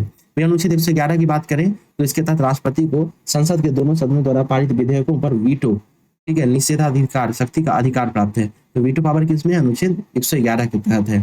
जो 3 प्रकार के वीटो होते हैं, अत्यांतिक वीटो, निलंबनकारी वीटो और जेबी वीटो, पॉकेट वीटो, अत्यांतिक, निलंबनकारी या जेबी वीटो। अब अनुच्छेद 123 के बारे में बात करते हैं तो अनुच्छेद 123 जो है वो राष्ट्रपति को संसद का सत्र न चलने की स्थिति में अध्यादेश जारी करने का पावर देता है, शक्ति देता है। तो अनुच्छेद 143 की बात करें तो इसके तहत राष्ट्रपति किसी भी विधिक मामले में सर्वोच्च न्यायालय से परामर्श ले सकता है, सर्वोच्च न्यायालय से परामर्श ले सकता है। अगला है अनुच्छेद 280। तो 280 के तहत राष्ट्रपति प्रत्येक 5 वर्ष में वित्त आयोग का गठन करता है। आपातकाल की स्थिति में राष्ट्रपति को विशेष शक्तियां प्रदान की जाती हैं, जैसे अनुच्छेद 352 के तहत युद्ध, बाह्य आक्रमण या सशस्त्र विद्रोह के दौरान राष्ट्रीय आपातकाल की घोषणा करना। अनुच्छेद 356 इसके तहत अगर राज्य का संवैधानिक तंत्र फेल हो जाता है, विफल हो जाता है, तो ऐसी स्थिति में राज्य आपातकाल यानी राष्ट्रपति शासन की घोषणा कर सकता है। फिर अनुच्छेद 360 के तहत जो है देश की आर्थिक स्थिति खराब होने की दशा में वित्तीय आपातकाल की घोषणा की जा सकती है। ठीक है, तो इस तरीके से हम लोगों ने राष्ट्रपति के सारे अधिकार और सारे जो शक्तियां हैं उसको देख लिया है। अब हम लोग उपराष्ट्रपति को देखते हैं। तो संविधान के अनुच्छेद 63 के तहत जो है उपराष्ट्रपति के पद का प्रावधान है, यह भारत का एक उपराष्ट्रपति होगा ऐसा कहा गया है। ठीक है, उसके अलावा उपराष्ट्रपति का निर्वाचन जो है वो अप्रत्यक्ष निर्वाचन प्रणाली के तहत होता है और इसके लिए एक निर्वाचक मंडल होता है। निर्वाचक मंडल में संसद के दोनों सदनों के सभी सदस्य शामिल होते हैं, यानी मनोनीत सदस्य को भी इनके निर्वाचक मंडल में शामिल किया जाता है, जो कि राष्ट्रपति के निर्वाचक मंडल में शामिल नहीं होते हैं। अब उपराष्ट्रपति के उम्मीदवारों को राज्यसभा का सदस्य चुने जाने की योग्यता रखना अनिवार्य है। ठीक है, तो उपराष्ट्रपति जो होंगे उन्हें राज्यसभा के सदस्य चुने जाने की योग्यता रखना अनिवार्य है। वहीं हमारे जो राष्ट्रपति होते हैं उन्हें लोकसभा के सदस्य चुने जाने की योग्यता रखना अनिवार्य होता है। ठीक है, चलिए अब इसका हम लोग इंपॉर्टेंट फैक्ट्स देख लेते हैं। अगर हम लोग पद का उल्लेख की बात करें तो अनुच्छेद 63 में दिया गया है कि पद का स्रोत क्या है, तो अमेरिका है। शपथ कौन दिलाता है, तो राष्ट्रपति के समक्ष देते हैं। इस्तीफा ये राष्ट्रपति को सौंपेगा। इसका कार्यकाल 5 वर्ष का होगा, यानी शपथ ग्रहण करने से 5 वर्ष, और इसकी न्यूनतम आयु जो है वो 35 वर्ष होगी। राष्ट्रपति यानी उपराष्ट्रपति को उसके पद के कार्यकाल से पूर्व भी महाभियोग प्रक्रिया द्वारा हटाया जा सकता है। ठीक है, तो महाभियोग प्रक्रिया जो है इनके ऊपर भी चल सकता है। उपराष्ट्रपति को पद से हटाने संबंधित महाभियोग प्रस्ताव को सर्वप्रथम राज्यसभा में पेश किया जाता है। ठीक है, याद रखिएगा राष्ट्रपति वाला जो महाभियोग की प्रक्रिया का जो प्रस्ताव है वो किसी भी सदन में आ सकता है, लेकिन उपराष्ट्रपति को अगर पद से हटाना है तो इसके महाभियोग का जो प्रस्ताव होगा वो सबसे पहले राज्यसभा में ही पेश किया जाएगा। अब उपराष्ट्रपति के कार्य और शक्तियों की बात करें तो उपराष्ट्रपति जो है राज्यसभा का पदेन सभापति होता है। इसके अलावा राज्यसभा की कार्यवाही को सुचारू रूप से चलवाता है। राष्ट्रपति का पद रिक्त होने की स्थिति में उपराष्ट्रपति कार्यवाहक राष्ट्रपति के रूप में कार्य करता है। ठीक है, अब हम लोग संघीय मंत्रिपरिषद एवं प्रधानमंत्री को देखेंगे। तो अनुच्छेद 74 के तहत राष्ट्रपति को विचार विमर्श और सहायता देने हेतु एक संघीय मंत्रिपरिषद होता है जिसका मुखिया प्रधानमंत्री होता है। संघीय मंत्रिपरिषद के सभी मंत्री संसद के सदस्य होते हैं। संघीय मंत्रिपरिषद के सभी मंत्रियों की नियुक्ति राष्ट्रपति जो है प्रधानमंत्री की सलाह पर करता है। ठीक है, ये जरूर याद रखिएगा, ये अभी बिहार ESI का जो एग्जाम हुआ था उसमें पूछा भी गया था। तो याद रखिएगा कि राष्ट्रपति जो है मंत्रिपरिषद के सभी मंत्रियों की नियुक्ति प्रधानमंत्री की सलाह पर करता है। संघीय मंत्रिपरिषद के सभी मंत्री राष्ट्रपति के फरियाद पर कार्य करते हैं, प्रसाद पर्यंत काम करते हैं। फिर संघीय मंत्रिपरिषद के सभी मंत्री सामूहिक रूप से लोकसभा के प्रति उत्तरदायी होते हैं और व्यक्तिगत रूप से जो है वो राष्ट्रपति के प्रति उत्तरदायी होते हैं। संघीय मंत्रिपरिषद में 3 स्तरीय मंत्री होते हैं। कौन कौन सा होता है? पहला होता है कैबिनेट मंत्री, दूसरा होता है राज्य मंत्री और तीसरा होता है स्वतंत्र प्रभार मंत्री। संघीय मंत्रिपरिषद में कुल मंत्रियों की संख्या प्रधानमंत्री समेत लोकसभा के सदस्यों की कुल संख्या का 15% से अधिक नहीं हो सकता और यह प्रावधान जो है 51वें संविधान संशोधन के द्वारा किया गया था। ठीक है, अनुच्छेद 75 की बात करें तो इसके तहत जो है प्रधानमंत्री की नियुक्ति होता है और राष्ट्रपति जो है प्रधानमंत्री की नियुक्ति करेगा और अन्य मंत्रियों की नियुक्ति राष्ट्रपति जो है वो प्रधानमंत्री की सलाह पर करता है। प्रधानमंत्री को अगर इम्पोर्टेंट इससे फैक्ट्स देख ले तो इसकी नियुक्ति जो है वो राष्ट्रपति के द्वारा की जाती है। इसका शपथ जो है राष्ट्रपति के समक्ष होता है। इस्तीफा यह राष्ट्रपति को देता है। इसका कार्यकाल 5 वर्ष का होता है और इसकी न्यूनतम आयु जो है 25 वर्ष हो सकती है। प्रधानमंत्री के कार्य एवं शक्तियों की बात करें तो प्रधानमंत्री जो है वो संघीय कार्यपालिका का वास्तविक प्रमुख होता है। ठीक है, रियल हेड जो होता है, रियल हेड वो प्रधानमंत्री होता है। नॉमिनल हेड की बात करें, नॉमिनल एग्जीक्यूटिव हेड तो वो प्रेसिडेंट होते हैं। प्रधानमंत्री नीति आयोग का पदेन अध्यक्ष होता है। इसके अलावा राष्ट्रीय विकास परिषद का पदेन अध्यक्ष होता है। अनुच्छेद 85 के तहत राष्ट्रपति प्रधानमंत्री की सलाह पर लोकसभा को विघटित या भंग भी कर सकता है। ठीक है, अब हम लोग महान्यायवादी की तरफ देखेंगे। तो संविधान के अनुच्छेद 76 के तहत संघीय मंत्रिपरिषद की सलाह पर राष्ट्रपति महान न्यायवादी की नियुक्ति करता है। याद रखिएगा, संघीय मंत्रिपरिषद की सलाह पर राष्ट्रपति महान न्यायवादी की नियुक्ति करता है। महान न्यायवादी देश का सर्वोच्च कानूनी सलाहकार होता है। ठीक है, और इसको देश के किसी भी न्यायालय में सुनवाई का अधिकार प्राप्त होता है। महान न्यायवादी संसद का सदस्य नहीं होता परंतु संसद के किसी भी सदन की कार्यवाही में भाग ले सकता है और सदनों को संबोधित भी कर सकता है। ठीक है, तो ये जो है संसद का सदस्य नहीं होता परंतु फिर भी वो किसी भी सदन की कार्यवाही में भाग भी ले सकता है और सदन को संबोधित भी कर सकता है। महान न्यायवादी सदन में मत का प्रयोग नहीं कर सकता। इसके अलावा महान न्यायवादी के पद की योग्यता सर्वोच्च न्यायालय जो है उसके न्यायाधीश के समान होनी चाहिए। ठीक है, तो उसके न्यायाधीश सर्वोच्च न्यायालय नहीं, सुप्रीम कोर्ट के जो न्यायाधीश होंगे उसके समान होनी चाहिए। फिर भारत के प्रथम न्यायवादी की बात करें तो ये MC सीतलवाड़ थे। ओके, चलिए अब हम लोग कैग की बात करते हैं, नियंत्रण एवं महालेखा परीक्षक कैग। तो भारत शासन अधिनियम 1858 के तहत वर्ष 1860 में कैग का प्रावधान किया गया था। तो कैग का जो पद है ना ये 1858 के गवर्नमेंट ऑफ इंडिया एक्ट यानी भारत शासन अधिनियम के समय से ही है। संविधान का अनुच्छेद 148 से 151 तक जो है ये कैग की नियुक्ति का उल्लेख किया गया है। फिर अनुच्छेद 148 की बात करें तो इसके तहत संघीय मंत्रिपरिषद की सिफारिश पर राष्ट्रपति कैग की नियुक्ति करेगा। ठीक है, संघीय मंत्रिपरिषद की सिफारिश पर कैग की नियुक्ति करता है। नियंत्रण एवं महालेखा परीक्षक का कार्यकाल जो है वो पद ग्रहण करने से 6 वर्ष या 65 वर्ष की आयु तक जो कि पहले पूरा हो जाए वहां तक रहता है। फिर नियंत्रण एवं महालेखा परीक्षक को उसके पद से कार्यकाल के पूर्व भी हटाया जा सकता है जिसकी विधि सुप्रीम कोर्ट के न्यायाधीश के पद के हटने के समान होती है। नियंत्रण एवं महालेखा परीक्षक का मुख्य कार्य लोक धन के व्यय की निगरानी करना होता है। ठीक है, तो इसका मुख्य कार्य क्या है? लोक धन के व्यय की निगरानी करना। नियंत्रण एवं महालेखा परीक्षक के रिपोर्टों की जांच, ठीक है, तो क्या की जो रिपोर्ट होती है उसकी जांच लोक लेखा समिति करती है जिसके कारण कैग जो होता है यानी जिसके कारण नियंत्रण एवं महालेखा परीक्षक को लोक लेखा समिति का मित्र, दार्शनिक और मार्गदर्शक भी कहा जाता है। ठीक है, तो कैग जो है कैग को लोक लेखा समिति का मित्र, दार्शनिक और मार्गदर्शक भी कहा जाता है। 1976 में लेखा महानियंत्रक यानी CGA नामक एक पद का निर्माण किया गया जिसकी नियुक्ति राष्ट्रपति करता है। ओके, चलिए आगे चलते हैं। भारत के प्रथम नियंत्रण महालेखा परीक्षक की बात करें क्या की बात, ये नरहरि राव थे। ठीक है, अब हम लोग संघीय विधायिका को देखते हैं। तो अनुच्छेद 79 69 के तहत 79 से सॉरी माफ कीजिएगा 79 के तहत जो है 79 के तहत संघीय विधायिका के रूप में कानून बनाने का कार्य जो है संसद करती है। ठीक है, तो अनुच्छेद 79 क्या कहता है, इसके तहत संघीय विधायिका के रूप में कानून बनाने का कार्य संसद करती है। संसद के 3 प्रमुख अंग होते हैं, कौन कौन सा, तो राष्ट्रपति होता है, राज्यसभा होता है और लोकसभा होता है। राज्यसभा को उच्च सदन और लोकसभा को निम्न सदन कहते हैं। राष्ट्रपति के बारे में जो उनके प्रमुख प्रावधान है उसे हम लोगों ने पहले ही देख लिया है। अब हम लोग राज्यसभा को देखेंगे। ठीक है, आइए देखते हैं। राज्यसभा, राज्यसभा का निर्माण राज्यों तथा केंद्र शासित प्रदेशों के प्रतिनिधियों से मिलकर होता है। राज्यसभा को उच्च सदन, ठीक है, अभी हम लोग बात कर चुके हैं, उच्च सदन तथा अस्थायी सदन या राज्यों का परिषद भी कहते हैं।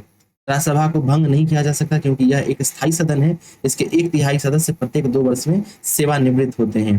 राज्यसभा में अधिकतम सदस्यों की संख्या 250 निर्धारित की गई है। ठीक है, अधिकतम सदस्यों की संख्या 250 निर्धारित की गई है, जिसमें से 238 जो है राज्य और केंद्र शासित प्रदेशों से निर्वाचित होते हैं तथा 12 सदस्य जो होते हैं उन्हें राष्ट्रपति द्वारा मनोनीत किया जाता है। फिर राज्यसभा के सदस्यों का मनोनयन जो है वो कला, विज्ञान, साहित्य और समाज सेवा के क्षेत्र से होता है। राज्यसभा में वर्तमान में 245 सदस्य होते हैं। ठीक है, सर्वाधिक सीटों की बात करें तो उत्तर प्रदेश में, फिर महाराष्ट्र में 19, तमिलनाडु में 18, बिहार में 16, पश्चिम बंगाल में 16 है। राज्यसभा में प्रत्येक राज्य के प्रतिनिधि का निर्वाचन उस राज्य की विधानसभा के सदस्यों द्वारा किया जाता है। ठीक है, तो राज्यसभा के जो प्रतिनिधि होते हैं, ठीक है, राज्यसभा में जो लोग होते हैं वो विभिन्न राज्यों के प्रतिनिधियों के द्वारा चुने जाते हैं। ठीक है, विधानसभा के जो सदस्य होंगे वही राज्यसभा के लोगों को चुनते हैं। फिर राज्यसभा के सदस्यों का कार्यकाल जो है ना वो 6 वर्ष का होता है और इनकी न्यूनतम आयु 30 वर्ष हो सकती है। राज्यसभा का पहली बार गठन 3 अप्रैल 1952 को हुआ था तथा इसकी पहली बैठक जो है वो 13 मई 1952 को हुई थी। उपराष्ट्रपति राज्यसभा का पदेन सभापति होता है परंतु राज्यसभा का सदस्य नहीं होता। ध्यान रखिएगा, उपराष्ट्रपति राज्यसभा का पदेन सभापति तो होता है लेकिन वो राज्यसभा का सदस्य नहीं होता। राज्यसभा अपने सदस्यों में से ही एक उपसभापति का चुनाव करती है। राज्यसभा के प्रथम सभापति डॉक्टर सर्वपल्ली राधाकृष्णन थे और प्रथम उपसभापति एस.वी. कृष्णमूर्ति थे। ठीक है, राज्यसभा की प्रथम महिला उपसभापति वायलेट अल्वा थी, तो ये नाम भी आप लोग याद रखिएगा, वायलेट अल्वा। अगला है राज्यसभा में वर्तमान सभापति जगदीप धनखड़, तो जगदीप धनखड़ तो हटा दिए गए हैं। ठीक है, तो अभी उपसभापति लेकिन हरिवंश है और ये बिहार से ही संबंधित है, तो याद रखिएगा। और जहां तक राज्यसभा के वर्तमान सभापति का सवाल है तो वो है सीपी कृष्णन, है ना, राधाकृष्णन, सीपी राधाकृष्णन। अब हम लोग लोकसभा को देखेंगे। तो लोकसभा का संगठन सार्वभौमिक वैश्विक मताधिकार के आधार पर प्रत्यक्ष चुनाव के द्वारा चुने गए प्रतिनिधियों के द्वारा किया जाता है। लोकसभा को निम्न सदन या अस्थायी सदन या जनता का सदन भी कहा जाता है। लोकसभा में अधिकतम सदस्यों की संख्या 550 निर्धारित की गई है, जिनमें से 530 सदस्य राज्यों से और 20 सदस्य केंद्र शासित प्रदेशों से निर्वाचित होते हैं। लोकसभा की वर्तमान सदस्यों की संख्या जो है 543 हो सकती है। सर्वाधिक सदस्य 80 जो है वो उत्तर प्रदेश से, उसके बाद महाराष्ट्र से 48 सदस्य, पश्चिम बंगाल से 42 सदस्य, बिहार से 40 और तमिलनाडु से 39 सदस्य चुने जाते हैं। लोकसभा के सदस्यों का कार्यकाल 5 वर्ष, इसके अलावा न्यूनतम आयु जो है वो 25 वर्ष हो सकती है। राष्ट्रीय आपातकाल के दौरान लोकसभा के कार्यकाल को एक बार में 1 वर्ष के लिए बढ़ाया जा सकता है। ये पॉइंट याद रखिएगा कि राष्ट्रीय आपातकाल के दौरान लोकसभा के कार्यकाल को एक बार में 1 वर्ष के लिए बढ़ाया जा सकता है। वर्ष 1976 में 42वें संविधान संशोधन अधिनियम द्वारा लोकसभा के कार्यकाल को 5 वर्ष से बढ़ाकर 6 वर्ष कर दिया गया था। ठीक है, लेकिन बाद में फिर 1978 में जो 44वां संविधान संशोधन अधिनियम हुआ उसके द्वारा लोकसभा के कार्यकाल को 6 वर्ष से फिर से घटाकर 5 वर्ष कर दिया गया। लोकसभा अपने सदस्यों में से एक अध्यक्ष तथा एक उपाध्यक्ष का चुनाव करती है। संयुक्त अधिवेशन की अध्यक्षता सदैव लोकसभा के अध्यक्ष ही करते हैं। कोई धन विधेयक है या नहीं इसका निर्णय सदैव लोकसभा के अध्यक्ष करते हैं। धन विधेयक लोकसभा में ही प्रस्तुत हो सकता है, ठीक है, परंतु राज्यसभा धन विधेयक को अधिकतम 14 दिनों तक रोक सकती है। तो राज्यसभा जो है धन विधेयक को अधिकतम 14 दिनों तक रोक सकती है। पहली लोकसभा का गठन वर्ष 1952 में हुआ था। वर्तमान में अभी 18वीं लोकसभा चल रही है। ठीक है, यहाँ पे पुराना डाटा है, तो वर्तमान में 18वीं लोकसभा चल रही है। लोकसभा के प्रथम अध्यक्ष कौन थे? ये थे गणेश वासुदेव मावलंकर। ठीक है, वहीं पहली महिला अध्यक्ष की बात करें तो ये मीरा कुमार थी। इसके अतिरिक्त सुमित्रा महाजन भी लोकसभा की महिला अध्यक्ष रह चुकी हैं। लोकसभा के प्रथम उपाध्यक्ष की बात करें तो वो थे अनंत सैनम अयंगर। ठीक है, लोकसभा के प्रथम उपाध्यक्ष कौन थे? अनंत सैनम अयंगर है। और लोकसभा के वर्तमान अध्यक्ष की बात करें तो ओम बिरला है। ठीक है, वर्तमान अध्यक्ष कौन है? ओम बिरला है।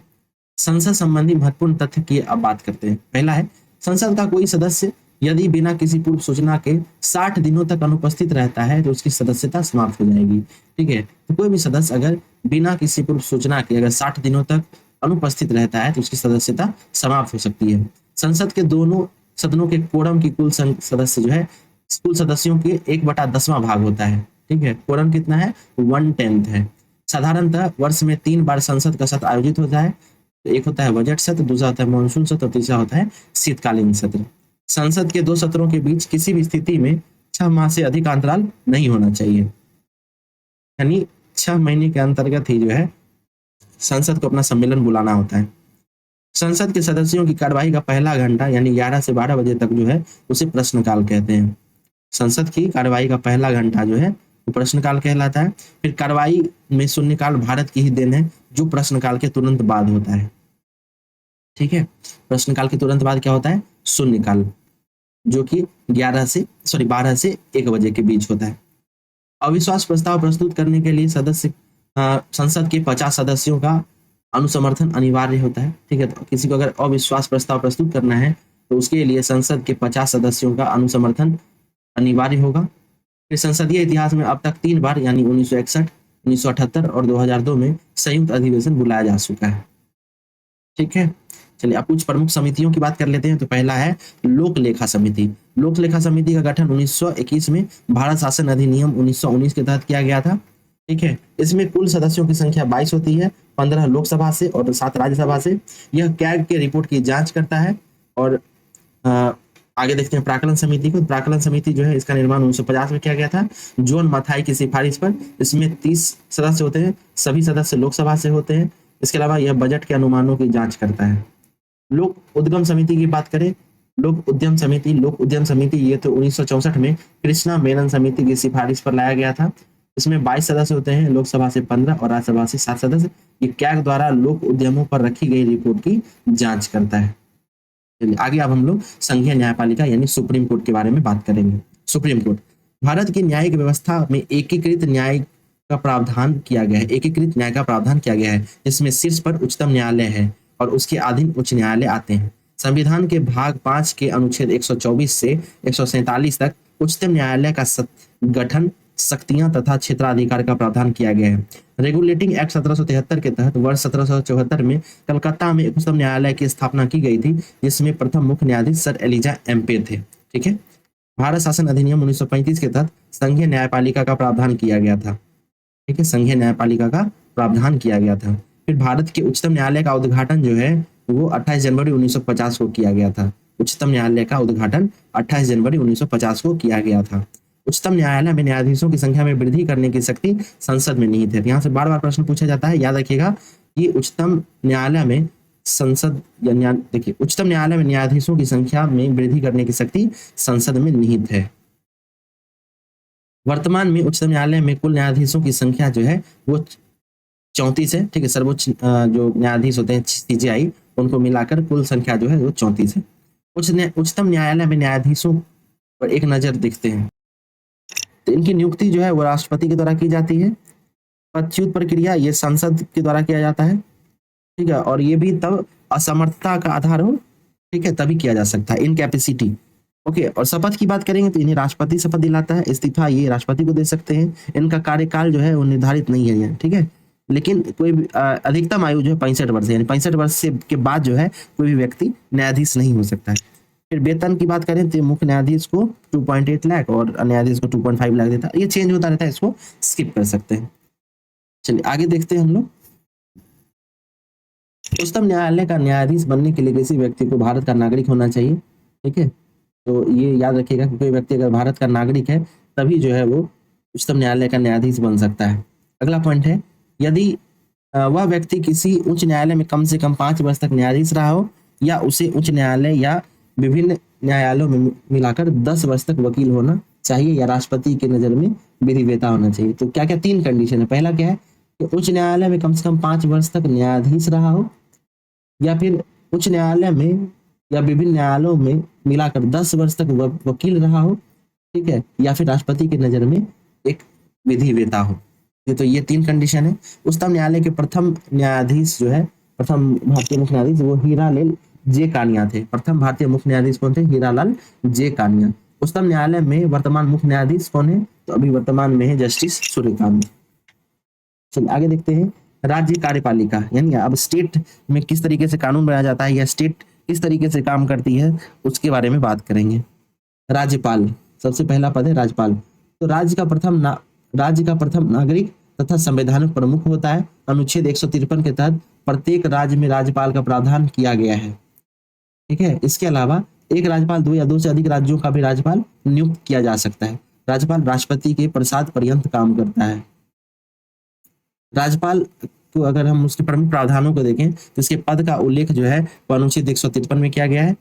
इसे जो है कनाडा से लिया गया है इस पद को। फिर इसकी नियुक्ति जो है राष्ट्रपति के द्वारा की जाती है केंद्रीय मंत्रिपरिषद की सिफारिश पर। इसको पदच्युत राष्ट्रपति कर सकता है, वो भी केंद्रीय मंत्रिपरिषद की सिफारिश पर। शपथ इसको हाईकोर्ट के मुख्य न्यायाधीश दिलाते हैं। जिस संबंधित राज्य में यह राज्यपाल बन के जाता है वहां का जो हाईकोर्ट है उसके मुख्य न्यायाधीश जो है उन्हें पद का शपथ दिलाते हैं। ये अपना इस्तीफा राष्ट्रपति को दे सकता है। इसका कार्यकाल सामान्यतः 5 वर्ष का होता है। न्यूनतम उम्र जो है ये 35 वर्ष हो सकती है और वेतन जो है 3.5 लाख होता है। राज्यपाल के कार्य और शक्तियों की बात करें तो राज्यपाल जो है राज्य का कार्यपालिका और विधायिका का प्रमुख होता है, ठीक है। राज्यपाल राज्य सरकार के महत्वपूर्ण अधिकारियों की नियुक्ति करता है। कौन कौन से अधिकारी होते हैं? जैसे मुख्यमंत्री, राज्य मंत्रिपरिषद के सभी मंत्री, महाधिवक्ता, राज्य संबंधी संस्थाओं के अध्यक्ष एवं सदस्य की नियुक्ति। राज्यपाल राज्य विश्वविद्यालय का कुलाधिपति भी होता है। याद रखिएगा कि राज्यपाल जो है वो राज्य के विश्वविद्यालयों का कुलाधिपति होता है। अनुच्छेद 161 के तहत जो है राज्यपाल न्यायपालिका द्वारा दी गई सजा को कम करता है, ठीक है। यानी राज्यपाल की क्षमादान की शक्ति जो है अनुच्छेद 161 में वर्णित की गई है। अनुच्छेद 171 के तहत राज्यपाल विधान परिषद की कुल सदस्य संख्या के 1/6 भागों का सदस्यों का मनोनयन कर सकता है। तो विधानसभा की कुल सदस्य संख्या का 1/6 भाग जो है वो राज्यपाल के द्वारा मनोनीत किया जा सकता है, जिसे वो कला, विज्ञान, साहित्य, समाज सेवा और सहकारिता के क्षेत्र से लेता है। अनुच्छेद 174 क्या कहता है? तो इसके तहत राज्यपाल मुख्यमंत्री की सिफारिश पर विधानसभा को भंग या विघटित कर सकता है, ठीक है। तो अनुच्छेद 174 के तहत राज्यपाल जो है वो मुख्यमंत्री की सिफारिश पर विधानसभा को भंग विघटित कर सकता है। अनुच्छेद 200 के तहत जो है राज्यपाल राज्य विधानमंडल द्वारा पारित विधेयक पर वीटो शक्ति का प्रयोग करके विधेयक को राष्ट्रपति के पास आरक्षित कर सकता है। तो अभी हाल फिलहाल में अनुच्छेद 200 काफी चर्चा में रहा था। तमिलनाडु वगैरह जो कुछ ऐसे राज्य हैं, तमिलनाडु, केरल, पश्चिम बंगाल, इन सब का आरोप है कि वहाँ के जो संबंधित राज्यपाल है वो राज्य विधेयकों को लंबे समय तक अटका के रखते हैं। तो इसकी वजह से अनुच्छेद 200 जो है वो चर्चा में रहता है और इसी के अनुरूप जो है ये सभी राज्य सुप्रीम कोर्ट में अपनी समस्याओं को दायर करा चुके हैं। तो काफी चर्चा में रहा था, इसलिए ये इंपॉर्टेंट हो जाता है। अनुच्छेद 213 जो है इसके तहत राज्यपाल जो है वो विधानमंडल के सत्र न चलने की स्थिति में राज्य सूची के किसी भी विषय पर अध्यादेश जारी कर सकता है, ठीक है। और अनुच्छेद 356 जिसके तहत राष्ट्रपति शासन लगाया जाता है राज्य में, तो वो राज्यपाल की सिफारिश पर ही लगता है, ठीक है। राज्यपाल की सिफारिश पर ही लगता है। अब राज्य की मंत्रिपरिषद एवं मुख्यमंत्री की बात करते हैं। तो अनुच्छेद 163 के तहत राज्यपाल को विचार विमर्श व सहायता देने के लिए राज्य मंत्रिपरिषद का गठन किया जाता है, जिसका मुखिया मुख्यमंत्री होता है। राज्य मंत्रिपरिषद के सभी मंत्री राज्य विधानमंडल के सदस्य होते हैं। राज्य मंत्रिपरिषद के सभी मंत्री राज्यपाल के प्रसाद पर्यंत कार्य करते हैं। राज्य मंत्रिपरिषद के सभी मंत्री सामूहिक रूप से विधानसभा के प्रति उत्तरदायी होते हैं, ठीक है। याद रखिएगा कि सभी मंत्री सामूहिक रूप से विधानसभा के उत्तरदायी होते हैं। और 164 के तहत जो है अनुच्छेद 164 के तहत राज्यपाल राज्य के मुख्यमंत्री की नियुक्ति करता है तथा अन्य सभी मंत्रियों की नियुक्ति राज्यपाल मुख्यमंत्री की सलाह पर करता है। तो ये 2 चीज याद रखिएगा। मुख्यमंत्री सहित सभी मंत्रियों की न्यूनतम आयु 25 वर्ष हो सकती है। मुख्यमंत्री का कार्यकाल सामान्यतः 5 वर्ष का होता है और मुख्यमंत्री राज्य की कार्यपालिका का वास्तविक प्रमुख होता है। अब महाधिवक्ता को देखते हैं। संविधान के अनुच्छेद 165 के तहत प्रत्येक राज्य के लिए एक महाधिवक्ता का पद का प्रावधान किया गया है। महाधिवक्ता की नियुक्ति राज्य मंत्री परिषद की सलाह पर राज्यपाल के द्वारा किया जाता है और यह राज्यपाल के प्रसाद पर्यंत पद धारण करता है। महाधिवक्ता राज्य का प्रथम और सर्वोच्च कानूनी सलाहकार होता है। महाधिवक्ता को देश के किसी भी न्यायालय में सुनवाई का अधिकार प्राप्त होता है। महाधिवक्ता राज्य विधानमंडल के किसी भी सदन या सदन का सदस्य नहीं होता, परंतु सदनों की कार्यवाही में भाग ले सकता है और सदन को संबोधित भी कर सकता है। महाधिवक्ता सदन में मत का प्रयोग नहीं कर सकता। महाधिवक्ता के पद की योग्यता उच्च न्यायालय के न्यायाधीश के समान होनी चाहिए। ठीक है, तो इस तरीके से हम लोगों ने महाधिवक्ता को समाप्त किया। अब राज्य विधायिका को शॉर्ट में देख लेते हैं। अनुच्छेद 168 के तहत राज्य विधायिका के रूप में कानून बनाने का कार्य राज्य विधानमंडल करती है और राज्य विधानमंडल में 3 प्रमुख अंग होते हैं। पहला होता है राज्यपाल, दूसरा होता है विधान परिषद जो उच्च सदन होता है और विधानसभा जो कि निम्न सदन होता है। लेकिन ध्यान रखिएगा एक चीज कि सभी राज्यों का अपना विधान परिषद नहीं है। भारत में अभी मात्र 6 ऐसे राज्य हैं जिनका अपना विधान मंडल है। ठीक है, तो ये 6 राज्य कौन कौन से हैं अभी देखिए। एक तो बिहार है और दूसरा है उत्तर प्रदेश। ठीक है, फिर है आंध्र प्रदेश और तेलंगाना और महाराष्ट्र और कर्नाटक। ये 6 ऐसे राज्य हैं जहाँ पे द्विसदनीय व्यवस्था है। ठीक है, अब विधानसभा को देख लेते हैं। तो विधानसभा जो है, विधानसभा को निम्न अथवा अस्थायी सदन कहा जाता है। मुख्यमंत्री की सिफारिश पर राज्यपाल किसी समय विधानसभा को भंग विघटित कर सकता है, जिस कारण विधानसभा को अस्थायी सदन कहा जाता है। किसी राज्य की विधानसभा के अधिकतम सदस्यों की संख्या 500 हो सकती है और न्यूनतम सदस्यों की संख्या 60 हो सकती है। देश की 4 विधानसभाएं न्यूनतम सदस्य संख्या के अपवाद हैं। जैसे गोवा में विधानसभा के सदस्यों की संख्या 40 है, मिजोरम में 40, सिक्किम में 32 और पौंडीचेरी में 30। सर्वाधिक विधानसभा सीटों वाले राज्य की बात करें तो उत्तर प्रदेश में 403 सीट है, पश्चिम बंगाल में 293, महाराष्ट्र में 288 और बिहार में 243। देश के 3 केंद्र शासित प्रदेश ऐसे हैं जहां पर विधानमंडल है, जिसमें पहला है जम्मू कश्मीर जिसमें सीटों की संख्या 114 है, दिल्ली में 70 है और पौंडीचेरी जिसमें 30 है। ठीक है, अनुच्छेद 332 के तहत विधानसभा में जनसंख्या के आधार पर अनुसूचित जातियों और जनजातियों को सीटों में आरक्षण दिया जाता है। ठीक है, तो आरक्षण का प्रावधान है। फिर विधानसभा के सदस्यों के कार्यकाल जो है 5 वर्ष का हो सकता है और न्यूनतम आयु जो है वो 25 वर्ष हो सकती है। अब हम लोग विधान परिषद को देखते हैं। विधान परिषद को उच्च अथवा स्थायी सदन कहा जाता है। विधान परिषद एकमात्र ऐसा सदन है जिसे भंग नहीं किया जा सकता परंतु समाप्त किया जा सकता है।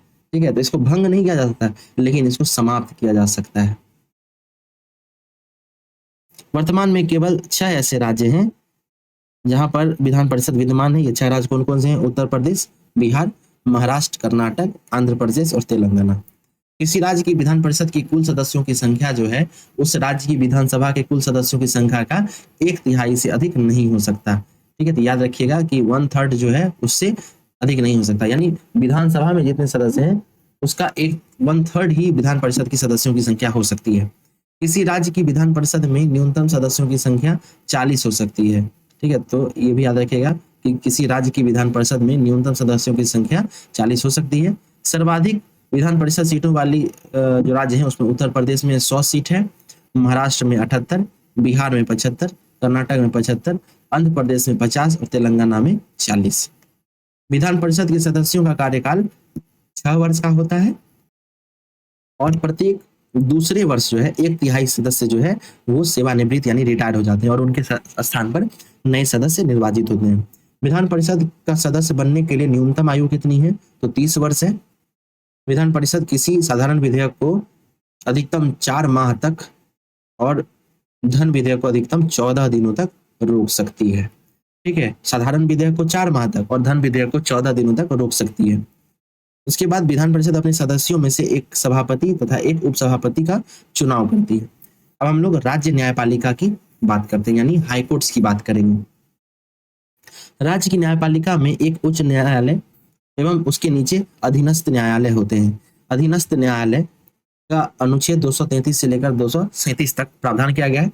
एक उच्च न्यायालय के अधीन एवं उसके निर्देशानुसार जिला और निम्न स्तरों पर कार्य करते हैं।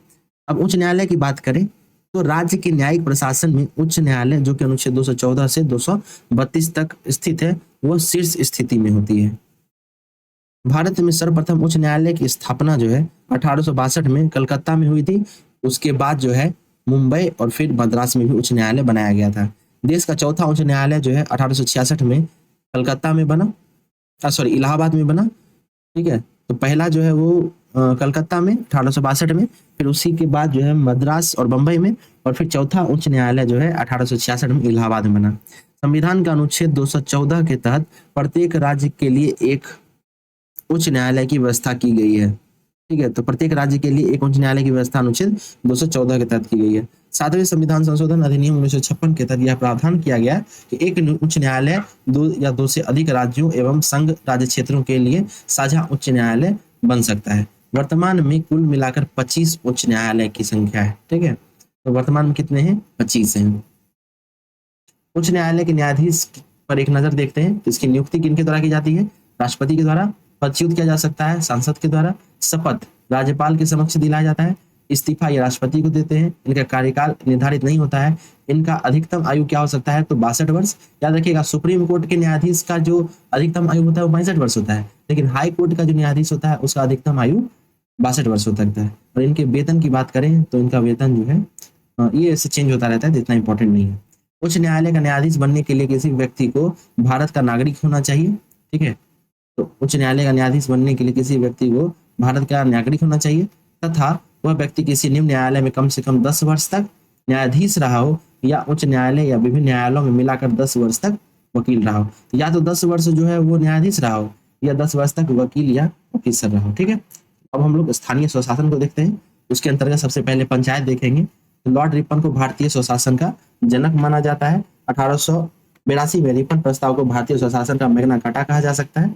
अनुच्छेद 40 जो है वो ग्राम पंचायतों को गठन से संबंधित है। फिर 1957 में बलवंत राय मेहता समिति का गठन किया गया था, जिसने त्रिस्तरीय पंचायती राज व्यवस्था की सिफारिश की थी। 2 अक्टूबर 1959 को बलवंत राय मेहता समिति की सिफारिश पर पंडित जवाहरलाल नेहरू ने राजस्थान के नागौर जिले के बांगवाड़ी गांव में सर्वप्रथम त्रिस्तरीय पंचायती राज व्यवस्था की शुरुआत की थी। वर्ष 1977 में अशोक मेहता समिति का गठन हुआ, जिसके द्वारा जो है द्विस्तरीय पंचायती राज व्यवस्था की सिफारिश की गई थी। फिर 1946 में लक्ष्मण सिंघवी यानी LM सिंघवी की अध्यक्षता में जो है एक समिति का गठन किया गया। उसके बाद 73वें संविधान संशोधन अधिनियम 1992 के तहत भाग 9 के अनुच्छेद 243 से लेकर 243 तक पंचायती राज व्यवस्था का प्रावधान किया गया। संविधान के भाग 9 में कुल मिलाकर 16 अनुच्छेद हैं। ठीक है, और इसके साथ ही ग्राम स्तर पर पंचायतों का कार्य, शक्तियां, कर्तव्य का उल्लेख संविधान की 11वीं अनुसूची में किया गया, और इस अनुसूची में कुल मिलाकर 29 विषय हैं। भारत का एकमात्र राज्य आंध्र प्रदेश है जहां अल्पसंख्यकों को पंचायतों में आरक्षण दिया गया है। ठीक है, तो अल्पसंख्यकों को पंचायतों में आरक्षण कहाँ दिया गया? तो आंध्र प्रदेश में। उत्तर प्रदेश में महिलाओं को 1/3 सीट का आरक्षण प्राप्त है। इसके अलावा मध्य प्रदेश, बिहार और उत्तराखंड में महिलाओं को 50% यानी 1/2 सीटों पर आरक्षण दिया जाता है। भारत में पंचायती राज व्यवस्था का वस्तुकार बलवंत राय मेहता को माना जाता है। इसके अलावा स्थानीय स्वशासन जो है वो राज्य सूची का विषय है। पंचायतों में सदस्य बनने के लिए न्यूनतम आयु 21 वर्ष होती है।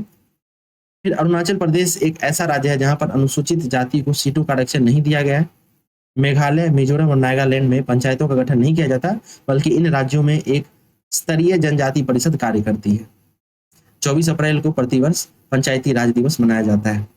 ठीक है, उसके बाद ऐसे राज्य जहां की जनसंख्या 20 लाख से कम है, वहां पर त्रिस्तरीय नहीं बल्कि सिर्फ 2 स्तरीय पंचायती राज बॉडी होता है। उसमें जो मध्यवर्ती स्तर होता है उसका गठन नहीं किया जाता है। ठीक है, और अनुसूचित क्षेत्रों में संबंधित पंचायत विस्तार अधिनियम यानी पेशा का निर्माण 1946 में किया गया था। अनुसूचित क्षेत्रों के लिए पंचायत विस्तार अधिनियम यानी पेशा जो है उसका निर्माण 1996 में किया गया है। नगर पालिका को देखते हैं। तो अंग्रेजों ने 1968 में पहली बार नगर निगम की स्थापना मद्रास में की थी, 1968 में। 74वें संविधान संशोधन अधिनियम 1992 के तहत संविधान में भाग 9A जोड़ा गया। ठीक है, और नगर पंचायत का उल्लेख किया गया है इसके अंतर्गत अनुच्छेद 243P से अनुच्छेद 243ZG तक। भाग 19A में कुल मिलाकर अनुच्छेदों की संख्या 18 है। ठीक है, और इसके तहत जो है 12वीं अनुसूची जोड़ा गया था, और 12वीं अनुसूची में भी 18 विषय शामिल हैं। नगर पालिकाओं का कार्यकाल भी पंचायतों के समान प्रथम अधिवेशन से 5 वर्षों तक होता है, और नगर पालिका में अनुसूचित जाति, अनुसूचित जनजाति और महिलाओं के लिए सीटों का आरक्षण भी दिया जाता है। ऐसा प्रावधान किया जा सकता है। सहकारी समिति की बात करें तो भारत में सहकारी आंदोलन की शुरुआत 4 में हुई थी। सहकारी आंदोलन का जनक जो है वो एफ निकोलसन को माना जाता है। 97 संविधान संशोधन अधिनियम 2011 तक 11 के तहत सहकारी समितियों को संवैधानिक दर्जा दिया गया। इसके तहत संविधान में भाग 9 जोड़ा गया है, ठीक है, जिसके तहत 243 ZH और अनुच्छेद 243 ZT तक इसको शामिल किया गया है। सहकारी समितियों में निदेशक की अधिकतम संख्या 21 हो सकती है, जिसमें से एक स्थान अनुसूचित जाति या अनुसूचित जनजाति के लिए तथा 2 स्थान महिला सदस्यों के लिए आरक्षित होता है। सहकारिता मंत्रालय के प्रथम वर्तमान मंत्री अमित शाह हैं, ठीक है। प्रथम सहकारिता मंत्री कौन है? अमित शाह है। अब हम लोग थोड़ा केंद्र राज्य संबंधों को देख लेंगे। केंद्र राज्य संबंध संविधान के भाग 11 के अनुच्छेद 245 से 263 तक है। इसके अलावा इसमें केंद्र राज्य संबंधियों को मुख्यतः 3 भागों में विभाजित किया गया है, जिसमें से पहला है विधायी संबंध, दूसरा है प्रशासनिक संबंध और तीसरा है वित्तीय संबंध, ठीक है। और विधायी संबंध की बात करेंगे तो यह अनुच्छेद 245 से 255 तक है। प्रशासनिक संबंध जो है वह अनुच्छेद 256 से 263 तक है और वित्तीय संबंध जो है वो 264 से 293 तक है। वित्तीय संबंध का उल्लेख जो है संविधान के भाग 12 में अलग से सेपरेटली किया गया है। इसके बाद इसमें कुछ इंपॉर्टेंट अनुच्छेद हैं, जैसे अनुच्छेद 246 है। तो अनुच्छेद 246 जो है उसके तहत संविधान की जो 3 सूचियां हैं, जिसमें राज्य सूची, संघ सूची और समवर्ती सूची है, उसका वर्णन किया गया अनुच्छेद 246 में। वहीं अनुच्छेद 246 ए की बात करें तो इसके तहत जीएसटी की बात की गई है कि संसद जो है वो जीएसटी को लेकर प्रावधान बना सकता है। वैसे अगर हम लोग जीएसटी की सेपरेटली बात करें तो वो आर्टिकल 279A में है, ठीक है। तो यहाँ कंफ्यूज नहीं होना है। 246 में जीएसटी की बारे में बात किया गया है कि संसद उसके लिए प्रावधान कर सकता है, ठीक। फिर अनुच्छेद 248 के बारे में बात करें तो इसके तहत विधान की अवशिष्ट शक्तियां संसद में निहित होगी, यानी अवशिष्ट शक्तियां जो होंगी उस पे जो कानून है वो केंद्रीय मंत्रिमंडल, केंद्रीय संसद बनाएगी, ऐसा कहा गया है। फिर अनुच्छेद 249 है, उसके तहत राष्ट्रहित में राज्य सूची के विषय में संसद को कानून बनाने की शक्ति है, यानी राष्ट्रहित में जो है संसद वो राज्य सूची के विषयों पर भी कानून बना सकता है। फिर अनुच्छेद 250 की बात करेंगे तो अनुच्छेद 250 के तहत आपातकाल की स्थिति में राज्य सूची के संबंध में जो है संसद जो है वो कानून बना सकती है, ठीक है। तो आपातकाल में भी संसद कानून बना सकती है। इसके अलावा राष्ट्रहित में भी संसद जो है वो राज्य सूची पर कानून बना सकती है। फिर अनुच्छेद 253 की बात करेंगे तो अंतर्राष्ट्रीय समझौतों पर अमल करने के लिए जो है विधि बनाने के लिए संसद जो है वो बाध्यकारी है, यानी संसद जो है वो अंतर्राष्ट्रीय समझौतों पर अमल करने के लिए कानून बना सकती है। अब बात करते हैं अनुच्छेद 262 की, तो ये नदी विवाद से जुड़ा हुआ है कि जब 2 राज्यों के मध्य अंतरराज्यीय नदी अथवा नदी घाटियों में पानी से संबंधित अगर विवाद उत्पन्न होता है तो संसद जो है विधि बनाकर, कानून बनाकर उसका न्याय का निर्णय करती है। तो ये अनुच्छेद 262 में, ये बहुत इंपॉर्टेंट है, बार बार पूछा जाता है। 262 और 263 याद रखिएगा। 262 जो है नदी विवाद से संबंधित है, वहीं 263 की बात करेंगे तो ये अंतरराज्यीय परिषद के बारे में बताया गया है, ठीक है। तो राज्यों के मध्य तथा केंद्र और राज्यों के मध्य समन्वय के लिए अंतरराज्यीय परिषद के गठन का प्रावधान किया गया है। इसके हेड कौन हो सकते हैं? इसके हेड प्रधानमंत्री होते हैं, इसको आगे हम लोग देखेंगे।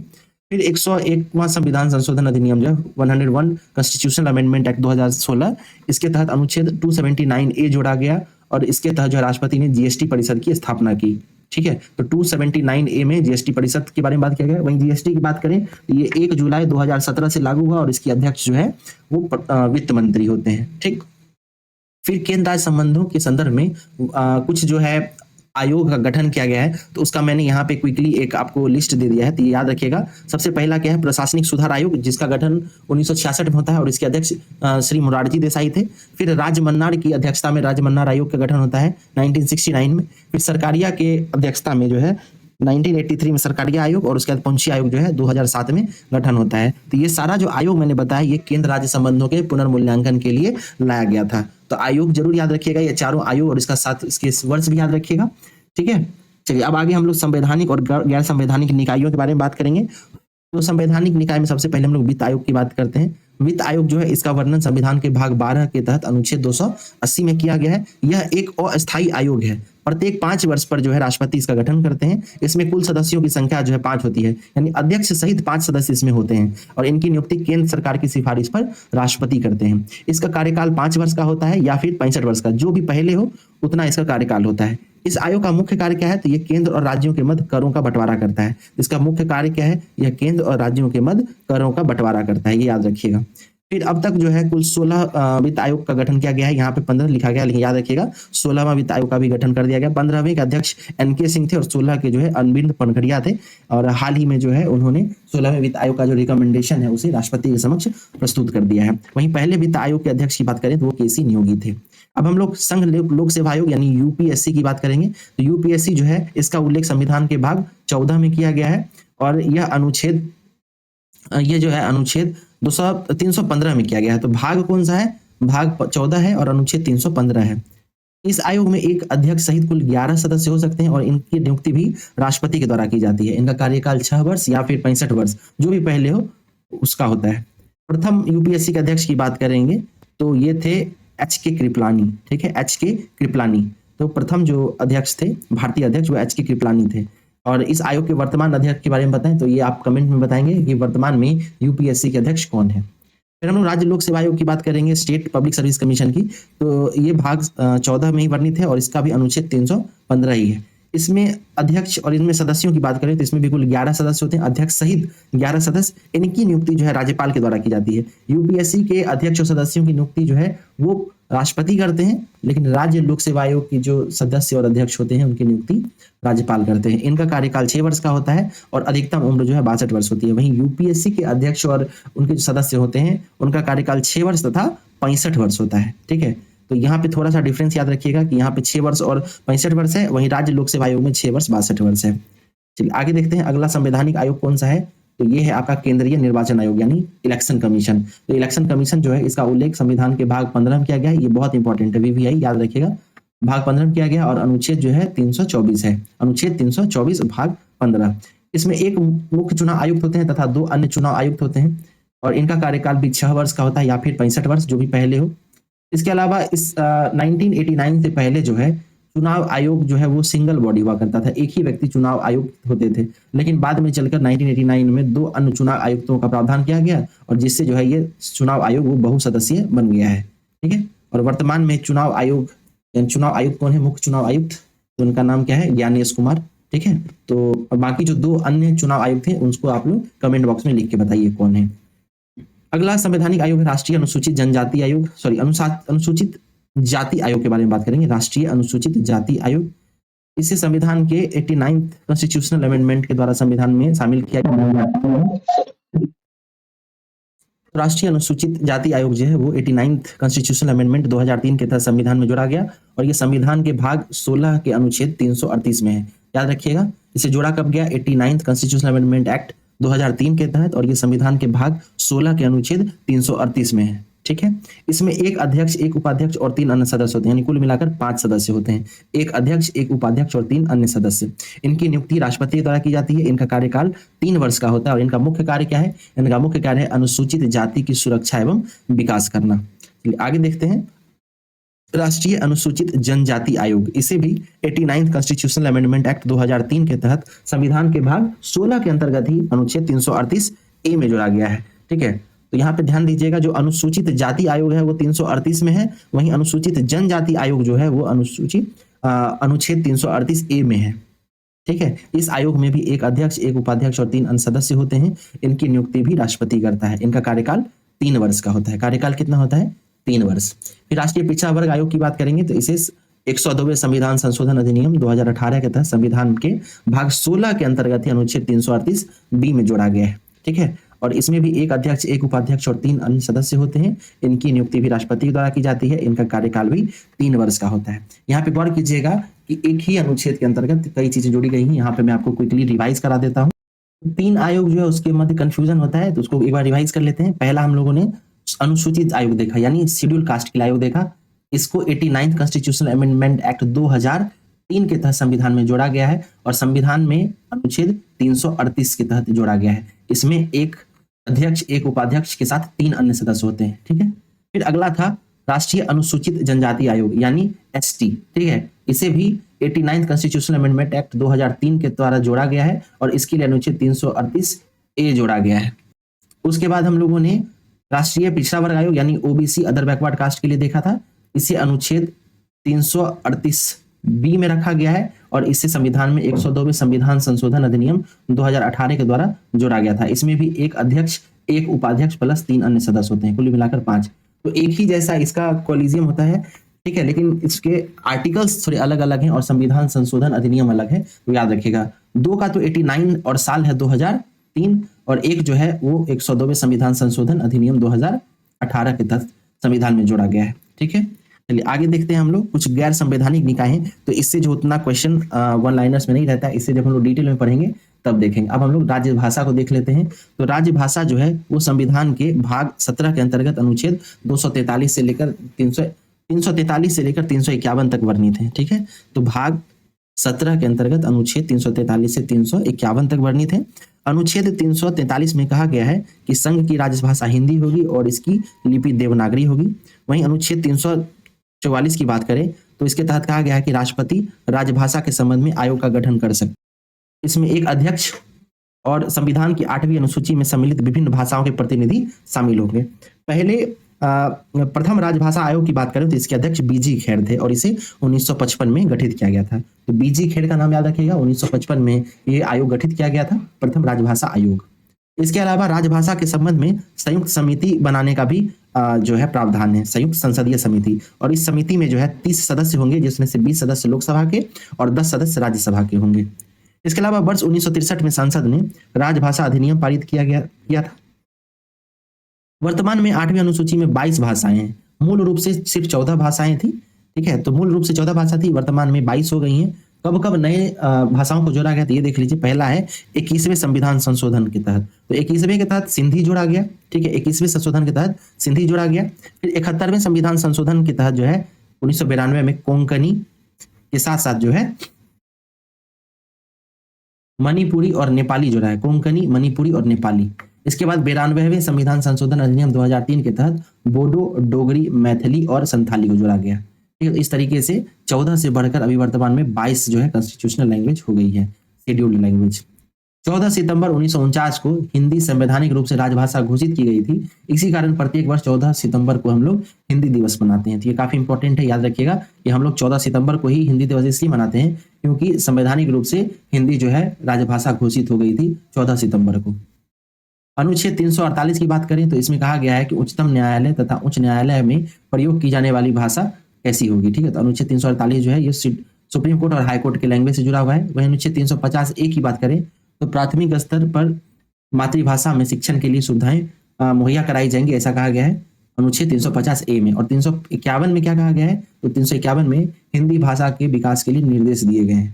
ठीक है, तो इस तरीके से हम लोगों ने राजभाषा या भाषा से संबंधित चीजों को देखा है। एक बार मैं रिपीट कर देता हूँ कि राजभाषा जो है ये संविधान के भाग 17 में वर्णित है, अनुच्छेद 343 से 351 तक। हमारा 343 में कहा गया कि संघ की राष्ट्रभाषा हिंदी होगी, लिपि देवनागरी होगी। अनुच्छेद 344 में कहा गया है कि राष्ट्रपति राजभाषा के संबंध में एक आयोग गठित कर सकता है। प्रथम राजभाषा आयोग के अध्यक्ष बीजी खेर थे जो 1955 में बने थे। फिर 1963 में संसद ने राजभाषा अधिनियम पारित किया था। 8वीं अनुसूची में वर्तमान में 22 भाषाएं हैं। मूल रूप से जो संविधान था उसमें मात्र 14 भाषाएं थी। नई भाषाएं, पहला 21वीं संविधान संशोधन अधिनियम के द्वारा सिंधी जोड़ा गया। 71वें संविधान संशोधन अधिनियम के द्वारा कोंकणी, मणिपुरी और नेपाली को जोड़ा गया। उसके बाद 92वें संविधान संशोधन अधिनियम 2003 के तहत बोडो, डोगरी, मैथिली और संथाली को 8वीं अनुसूची में जोड़ा गया है। इसके अलावा 14 सितंबर को हिंदी दिवस मनाते हैं क्योंकि 14 सितंबर को ही हिंदी को संवैधानिक रूप से राजभाषा घोषित किया गया था। इसके अलावा अनुच्छेद 348 जो है वो कहता है कि उच्चतम न्यायालय तथा उच्च न्यायालय में प्रयोग की जाने वाली भाषा कैसी होगी।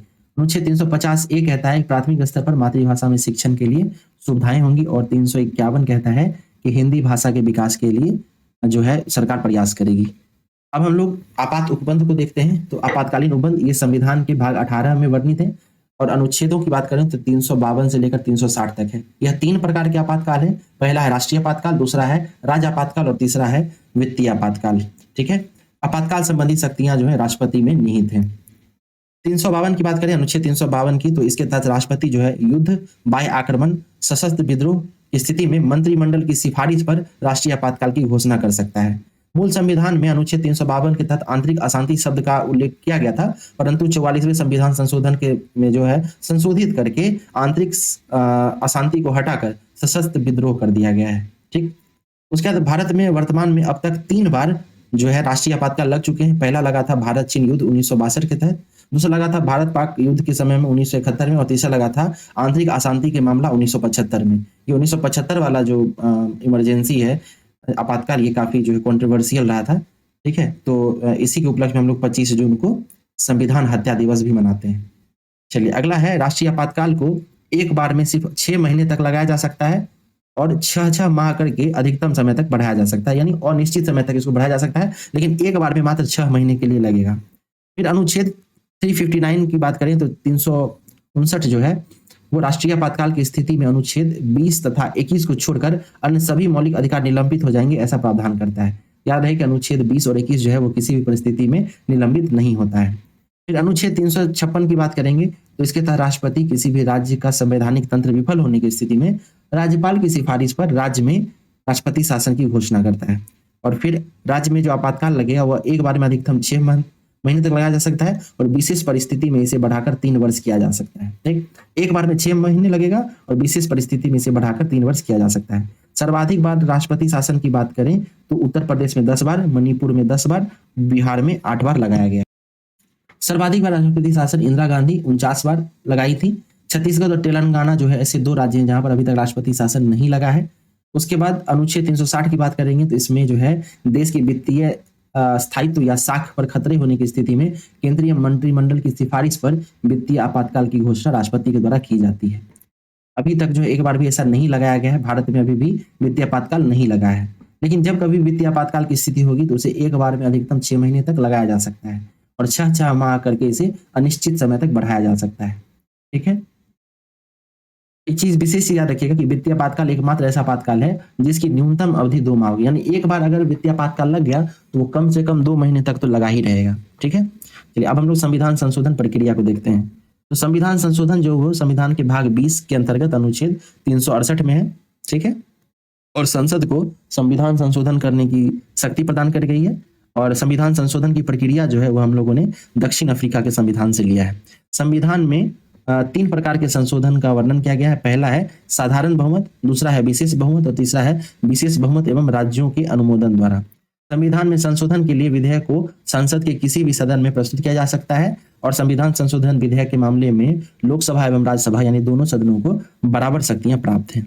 अब हम लोग लास्ट में कुछ महत्वपूर्ण संशोधन देख लेते हैं जहां से प्रश्न पूछा जाता है। जैसे पहला संविधान संशोधन है, इसके तहत 9वीं अनुसूची जोड़ा गया था। 7वां संविधान संशोधन है, उसके तहत राज्यों का पुनर्गठन किया गया था, और 14 राज्य और 6 केंद्र शासित प्रदेश का गठन किया गया था। 10वां संविधान संशोधन के द्वारा दादर नगर हवेली को भारतीय संघ में शामिल किया गया था, यानी यूनियन टेरिटरी बताया गया था। 12वें संविधान संशोधन 1962 के तहत गोवा, दमन, दीव को भारतीय संघ में शामिल किया गया। 1962 में 14वें संविधान संशोधन के द्वारा पौंडीचेरी को भारतीय संघ में शामिल किया गया था। देखिए 21वां जो है ये इंपॉर्टेंट है, अभी मैंने आपको बताया भी था कि 8वीं अनुसूची में सिंधी भाषा जोड़ा गया था 21वें संविधान संशोधन के द्वारा। 24वें संविधान संशोधन जो है ये काफी कंट्रोवर्शियल है, और इसमें जो है संसद को मौलिक अधिकार सहित संविधान के किसी भी भाग में संशोधन करने का अधिकार दिया गया था। तो इसी को चैलेंज करते हुए जो है केशवानंद भारती केस आता है, आपको पता होगा। केशवानंद भारती केस में कहा गया बेसिक स्ट्रक्चर की छेड़छाड़ नहीं की जा सकती।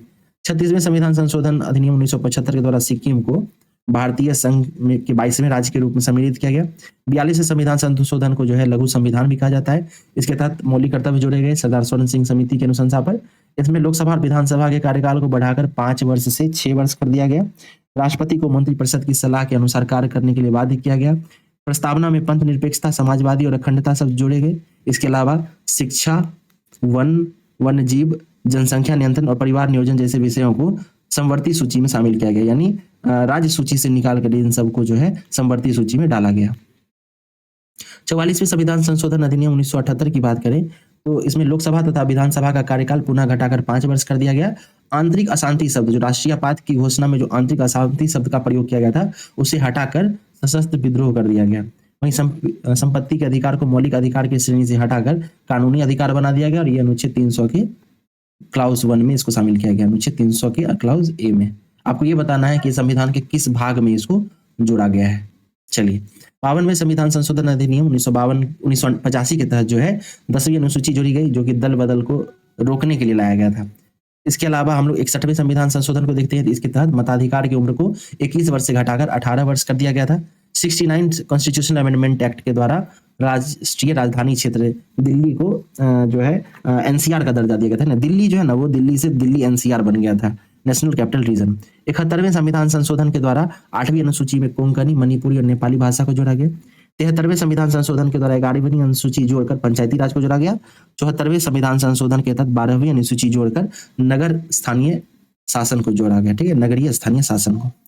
अब हम लोग देखते हैं 84वें संविधान संशोधन को। तो इसके तहत 1991 की जनगणना के आधार पर लोकसभा और विधानसभा क्षेत्रों के परिसीमन की अनुमति प्रदान की गई। ठीक है, तो 20 वर्षों तक जो है इसको लॉक कर दिया गया था। ठीक है, याद रखिएगा 84th कॉन्स्टिट्यूशनल अमेंडमेंट एक्ट के द्वारा। 86th कॉन्स्टिट्यूशनल अमेंडमेंट एक्ट जो है ये प्राथमिक शिक्षा को मौलिक अधिकार बनाया गया। इसके तहत अनुच्छेद 21 का क्लाउज ए जोड़ा गया था, शिक्षा का अधिकार। फिर 91वें संविधान संशोधन के द्वारा जो है दल बदल का जो कानून है उसको और मजबूती प्रदान की गई और इसमें कहा गया कि कोई भी लोकसभा या जो राज्य का विधानसभा होगा उसके कुल सदस्यों की संख्या के 15% से अधिक उसके मंत्रिपरिषद का कुल संख्या नहीं हो सकती है। ठीक है, तो 15% का जो है ये अपर लिमिट लगाया गया। 92वें संविधान संशोधन अधिनियम के द्वारा 8वीं अनुसूची में बोडो, डोगरी, मैथिली और संथाली भाषा को शामिल किया गया। बोडो, डोगरी, मैथिली और संथाली। इसके अलावा 93वें संविधान संशोधन अधिनियम की बात करें तो इसके तहत जो है अन्य पिछड़ा वर्ग यानी ओबीसी, अदर बैकवर्ड कास्ट को सरकारी एवं निजी शिक्षण संस्थानों में 27% का आरक्षण दिया गया, 27%। ठीक है, इंदिरा साहनी केस के बारे में आप बताइएगा कमेंट करके कि ये क्या था इंदिरा साहनी केस। चलिए आगे हम लोग देखते हैं 99th कॉन्स्टिट्यूशनल अमेंडमेंट एक्ट। तो ये राष्ट्रीय न्यायिक नियुक्ति आयोग का गठन किया गया था, लेकिन सुप्रीम कोर्ट द्वारा असंवैधानिक घोषित कर दिया गया और इसे निरस्त कर दिया गया। फिर 100वां संविधान संशोधन अधिनियम जो है वो भारत एवं बांग्लादेश के मध्य सीमा क्षेत्र के आदान प्रदान को लेकर है, यानी भूमि का आदान प्रदान करके जो भूमि को आदान प्रदान करके जो सीमा संबंधित विवाद था उसको सुलझाया गया। फिर 101वां संविधान संशोधन अधिनियम, ये जीएसटी से जुड़ा हुआ है। संविधान अनुच्छेद 269 एक जोड़ा गया 279A। फिर 102वां संविधान संशोधन अधिनियम 2018 के तहत अन्य पिछड़ा वर्ग आयोग को संवैधानिक दर्जा दिया गया।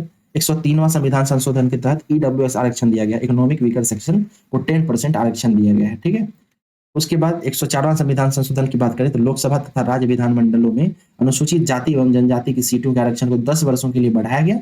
साथ ही आंग्ल भारतीय यानी एंग्लो इंडियंस के आरक्षण जो थे 2 सीटें जो आरक्षित की गई थी उसे समाप्त कर दिया गया। 105वां संविधान संशोधन अधिनियम की बात करें तो राज्यों द्वारा सामाजिक तथा शैक्षणिक रूप से पिछड़े वर्गों की पहचान करने की राज्यों की शक्ति को बहाल कर दिया गया। ठीक है, यानी राज्य जो है अब सामाजिक और शैक्षणिक रूप से पिछड़े वर्गों को इस सूची से निकालकर जोड़ सकती है या घटा सकती है, तो ये शक्तियां राज्य को दी गई।